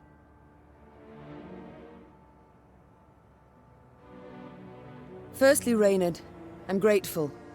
Well done, my friend. Thank you, Your Grace. But truth be told, I did indeed hear you walking to the tent from the other side of camp. And yes, you know Rivia Castle better than anyone else, but the assault must transpire silently. Gascon will lead the force. Understood, Your Grace. Cheers, Maeve. I'll try not to disappoint. You won't, I'm sure. God speed you on your way, and please, try your damnedest not to die. Gascon hand-picked his men, those most adept with daggers, not swords. Noiselessly, they glided through the dark toward the castle, the light of its lanterns blurred by the evening mist. Maeve watched anxiously as the boats glided away, her heart pounding in her ears. All depended on this mission. The fate of her realms, perhaps all the North, the lives of her troops, and her own. Now there was naught she could do but wait. Good luck, she whispered, gazing at the fortress walls, cloaked by the dark that seemed to surround all now. The Lyrians prepared for battle, their silence absolute, in darkness, illuminated only by the pale light of the moon. Maeve was restless. She paced nervously in a circular pattern, awaiting the signal they'd agreed upon. Blast, it's taking long. Much, much too long. Finally, a torch's faint glow appeared atop the towering walls. It disappeared, then glowed again, and one more time around. Maeve leapt in the air, and as she did so, barely stifled a cry of utter joy. They made it!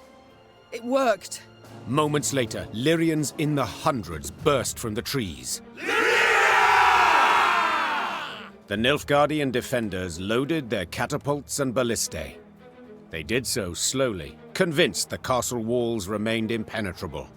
Then they heard chains, grinding and clinking, and the sound sent shivers down their spines. Bewildered, they watched the main gate rise as the attacking force rushed forth. General Epdahi dispatched an elite unit to take back the winch at once. Yet he saw this was in vain and all was lost when Maeve rode into the castle courtyard. Maeve had begun the day known as a great warrior. Yet by night's end, legend was the cloak she wore. Her shield stopped powerful blow after blow as her blade found gaps in her foe's black armor. At first, Nilfgaardians scoured the fray in search of the Queen, hoping to prove great heroes. Soon, she was their chief scourge, and they began to flee before her blade that sung their death. Retreat! Retreat! What was this extraordinary vigor that surged through Meve? Naturally, she wished to liberate her castle and realm, drive off the invaders, defeat the arrogant General Epdahi. But in that moment, above all else, she longed to fight her way through to the guardhouse and bring Gascon's party relief. Follow me! Move! Move! As she stepped through the door into the tower, the silence told Meve she'd arrived too late. Gascon's men lay slaughtered in pools of their own blood, the man himself slumped over the winch's crank. 3 arrows in his chest rose and fell with his each ragged breath. Meve tore off her cloak and pressed it against him, desperate to stem the bleeding. Help's on the way. Don't you even think of dying. You know... wheezed Gascon, a slight smirk on his lips. I always enjoyed doing things just to spite you. Medics on the stairs in the guardhouse, steps away, heard a long, blood-curdling wail. They entered the room to find the Queen kneeling, pounding the wall with her fists, her eyes flooded with tears. Gascon lay motionless beside her, covered by her cloak. The Queen rose, her fists clenched, her shoulders rigid, her knuckles white. Her face betrayed no sorrow, no despair, just rage, hot as a forge, immeasurable. Now's not the time to mourn. Seethed Meve, struggling to stay calm. Now's the time for war, for slaughter, revenge. With victory today, we'll recover our home, return to our kin and set our blades aside at last. Yet until victory is ours, they must drink. Drink greedily of Nilfgaardian blood! The Lyrians were at the brink, near their breaking point. They'd followed Meve for thousands of miles, over snow-clad peaks, through forbidding swamps. They'd fought, survived countless battles at her side. And though their gazes were now weary, she knew they'd follow her into fire. Your Grace, the Blackclads. They've holed themselves up in the upper keep. We went to breach the wall, alas to no avail. Meve nodded, twirled her sword, then leapt upon a mount. Her eyes spoke pure determination. So we'll bloody well try again. Nilfgaard had the upper hand, yet the black-clad spirits had suffered. They now made more use of shields than of swords.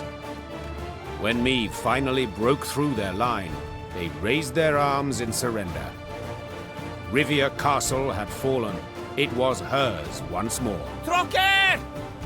Nen to win! Meve showed her prisoners of war mercy, knowing full well they'd only followed orders. Death would be the fate of only Ardal Epdahi, the one Nilfgaardian who'd issued those commands. Alas, the general had disappeared.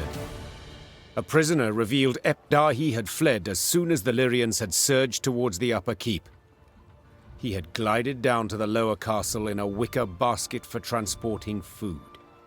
Curled up beneath potato skins and other scraps, he'd scurried away not unlike a common maggot.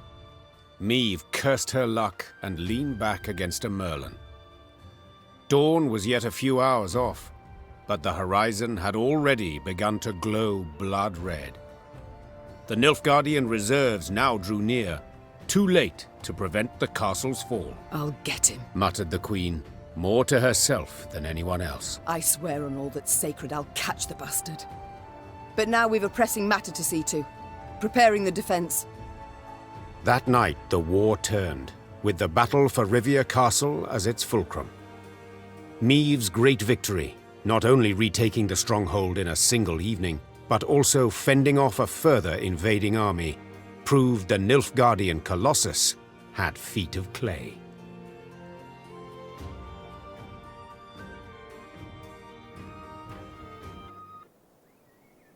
The armies of the north had united and now seemed to be on the attack everywhere.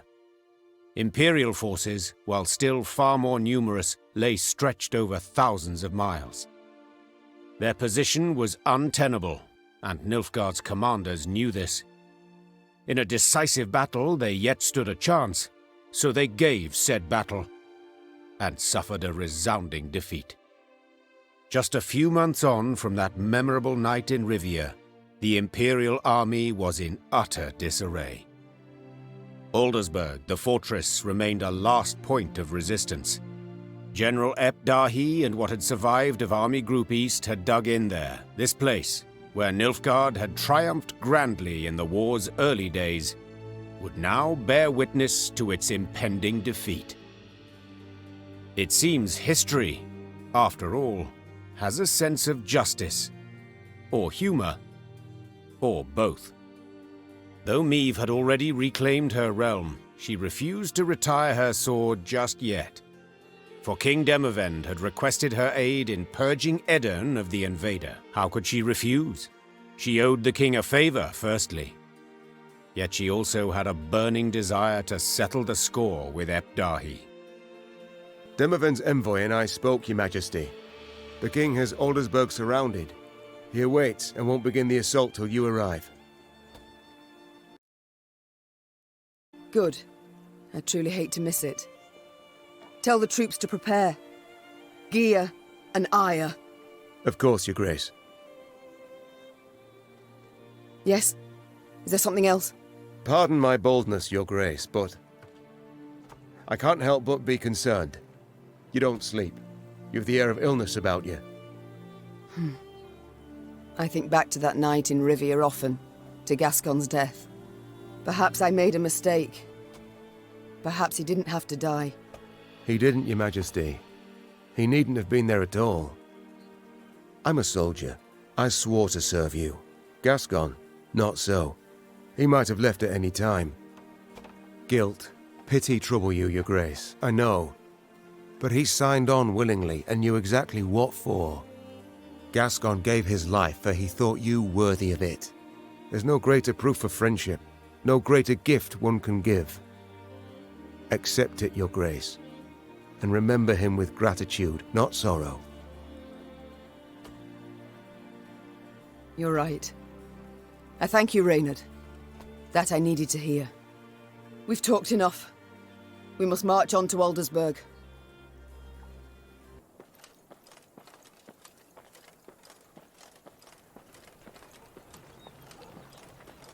Meve noticed one of her scouts, a certain Corporal Larkin, halt his mount and train his gaze on the woods. Your Grace, I thought I heard something, could have sworn. A whisper, maybe, but... nothing now. It's all gone quiet. I think I might have imagined it, in fact. Imagined? Meve placed her hand on his shoulder. No one has sharper senses than you. If you claim to have heard something, it's worth a closer look. Corporal Larkin saluted, then rode past the trees. Suddenly in shadow, he keenly scanned his surroundings. Something caught his attention.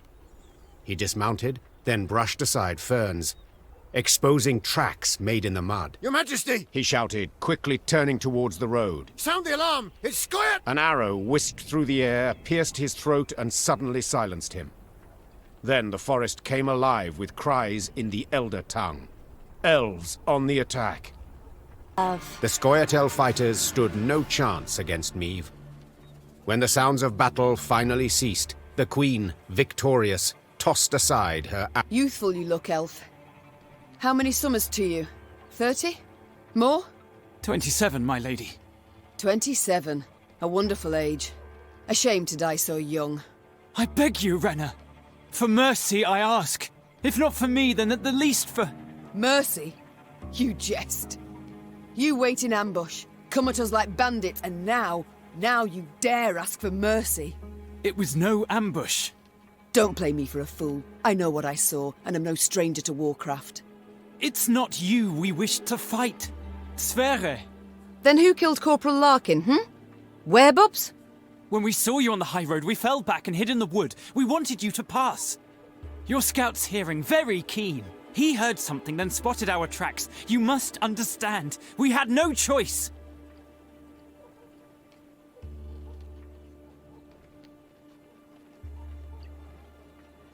You know you might have surrendered. Like Dristan's commando. Is that what you mean? They laid down their arms before an Edirnian general, who ordered them hanged. One and all. If we're to die, we prefer to die bows and swords in hand. Why are you here? Were you to rescue Epdahi?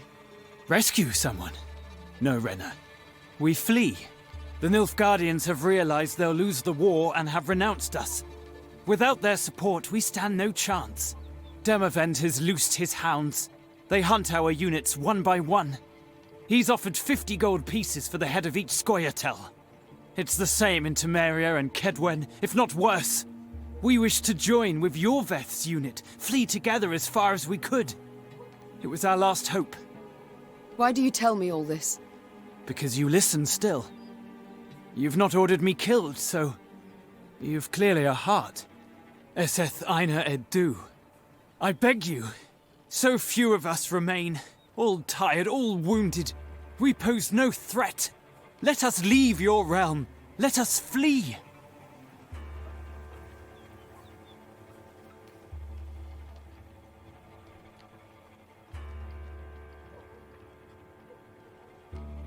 I don't rule these lands. I'm not queen here. It's for Demavend to judge you, not me.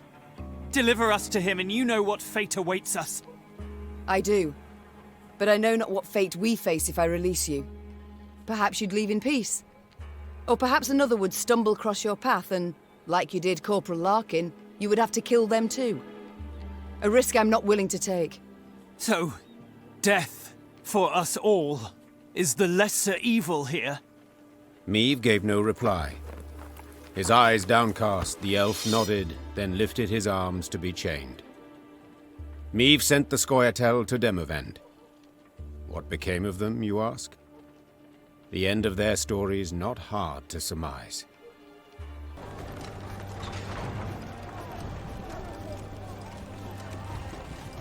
The Lyrian Corps neared Aldersburg, and it could not have been on a more idyllic day.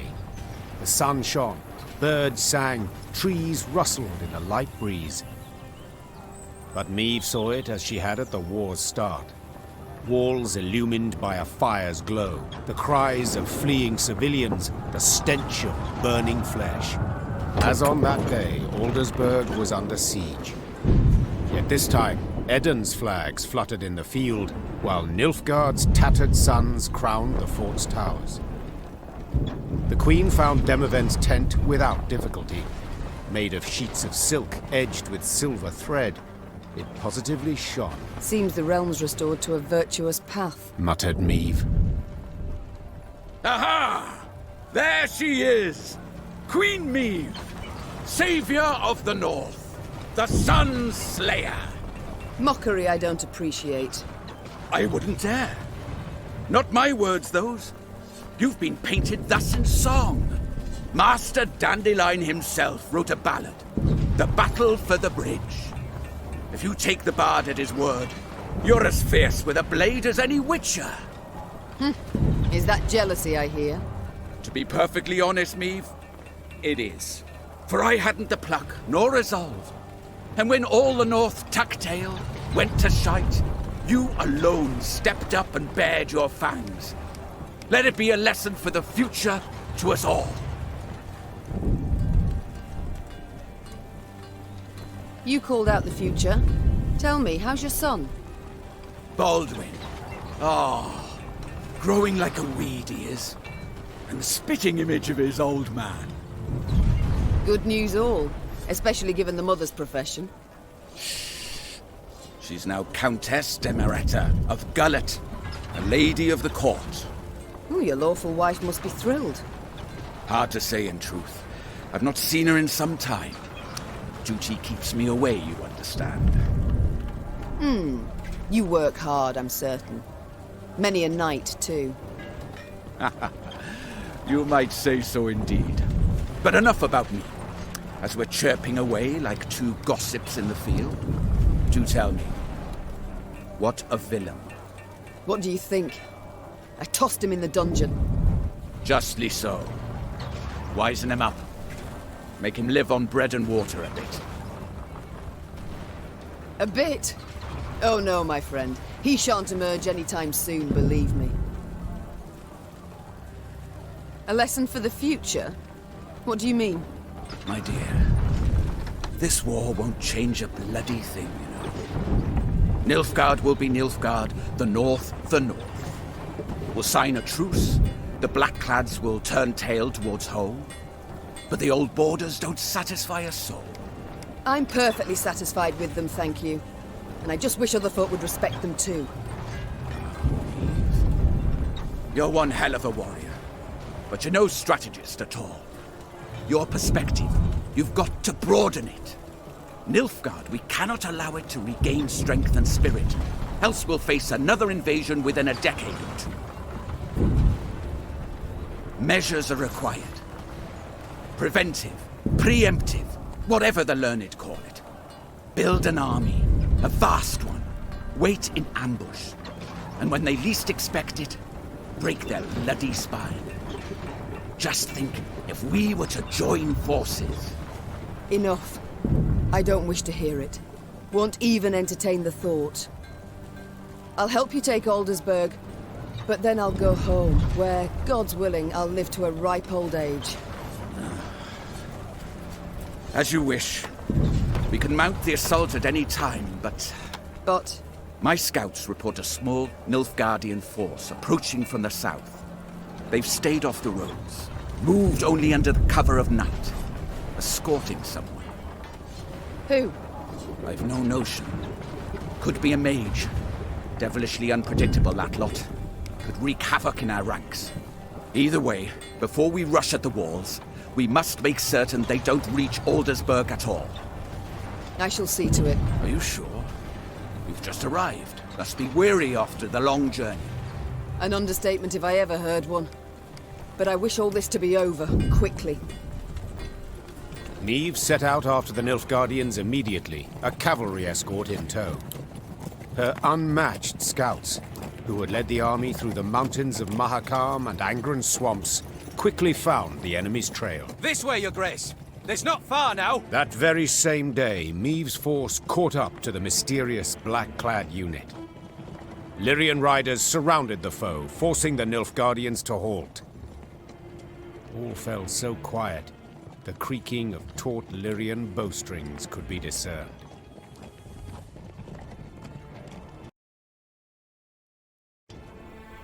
The common tongue. Which of you knows it? I do, Your Majesty. You also know who you deal with, I see. What is your name? Kaldvin, Your Majesty. At last. A Nilfgaardian name I can pronounce. So, Kaldwin, it seems this war will reach its end in 2 days' time at the most. 'Twould be silly to die today, wouldn't you agree? It would, milady. Precisely. I've spilled enough blood. I've lost the appetite for more. So, provided you don't give me a good reason to kill you, you'll walk away with your lives. Now tell me. You carry something for General Ebdahi. What is it? A letter. Urgent to the point of insanity, it must be. Who wrote it? The dear Madam Ebdahi? No, Your Majesty. The Emperor. My. A letter from Emir himself. You must be an important person. A noble, or... Yet your uniform is simple, with no discernible distinctions. Who are you truly, Kaldwin? A spy? A simple messenger, Your Majesty. Don't lie. I know messengers, how they travel. Alone, armorless, atop a swift steed. You're escorted by cavalry of the heavy sort. For I often carry orders the recipients don't wish to perform, thus the escort. Give me the letter. I've sworn to deliver it to General Ebdahi, or to die in the quest to do so. Oh, very well. My translator shall read this letter, then return it to you. You shall break no vow, and who knows? You might even survive. And if I refuse? Guess. So be it. I accept your offer. Meve's translator cracked the seal and read. And as he read, his eyes grew wide as saucers. Then he whispered in the Queen's ear. Truly? And you're certain you're not mistaken? The wonders of this world. Kaldwin, consider this your lucky day. I allow you to complete your mission, with one proviso. And that is? That when you hand him the letter, you will give the General my regards. As Caldwin and escort set off towards Aldersburg, the Lyrian soldiers looked at their queen with disbelief. To leave a Nilfgaardian to fulfill a secretive task. Meve failed to stifle a rather mean laugh. They'll understand tomorrow, she thought. General Epdahi had prefaced Lyria's and Rivia's invasion with a series of arrogant demands. The Nilfgaardian had been impudent, as he had felt sure he'd achieve a quick and decisive victory. Yet several months on, he too received an ultimatum. One signed by Emperor Emir var Emreis himself. The missive was concise and left no room for interpretation. With General Epdahi dead, the Nilfgaardian army descended into chaos. The kings of the north, united, took advantage and struck at the foe. Their victory was complete. The Nordling forces cheered their commanders and monarchs, but for none so vehemently as the one queen among them. Many dream of achieving the impossible. Meve had done it. Through wit, determination, and boldness, she had thwarted the Nilfgaardian invasion. The queen would rule for many more years. Stern, yet ever just. Ha! So a lass saved the North from the Blackclads? That is one way to put it. Well, I'll be damned. And a chap, she find herself one in the end? Leave it be. Bloke's been spinning the tale all night. Story's done. Time we got some shut-eye. Yes. Particularly as we've yet a long road before us. Phew. Throat must be parched as old leather after all that. Except, I'm itching to know what happened to the lot of them. Reynard, Gascon. Very well. Whom shall we start with? Villem? Meve never forgave him his betrayal. Left to rot in Rivia's dungeon, his strength and spirit waned until he quietly expired. He was buried in secret, no speeches, no honors. His tomb, a plain one, of roughly hewn stone. Meve spared no expense in bidding Gascon farewell. His peer lords themselves bore the casket, and soldiers in parade dress beat the funeral drums. The Duke of Dogs, a marauder, was interred with honors befitting the truest of royals. As news of the Nordling victory filtered south, Nilfgaard's inhabitants greeted it with disbelief. Returning Imperial soldiers told stories of Lyria's cruel queen, who murdered prisoners and sullied sacred laws. They referred to her as Gvaeldet, the bloodthirsty one. Once the Scoia'tael had withdrawn from the northern realms, non-rebel elves and dwarves emerged from the woods. Though they returned to their homes in human communities, they lived in fear of their neighbors, aware that the next massacre would eventually come. And Meve? As I said, she ruled with an iron hand, not fist. Ever alone, ever strong, dousing dissent with commanding gestures. She was beloved, I've no doubt. Yet her subjects always breathed easier when her gaze moved on from them to someone else. And now, if you'd allow me... Course. Leave him be, lads. Let him get some rest. Till the time comes for the next tale.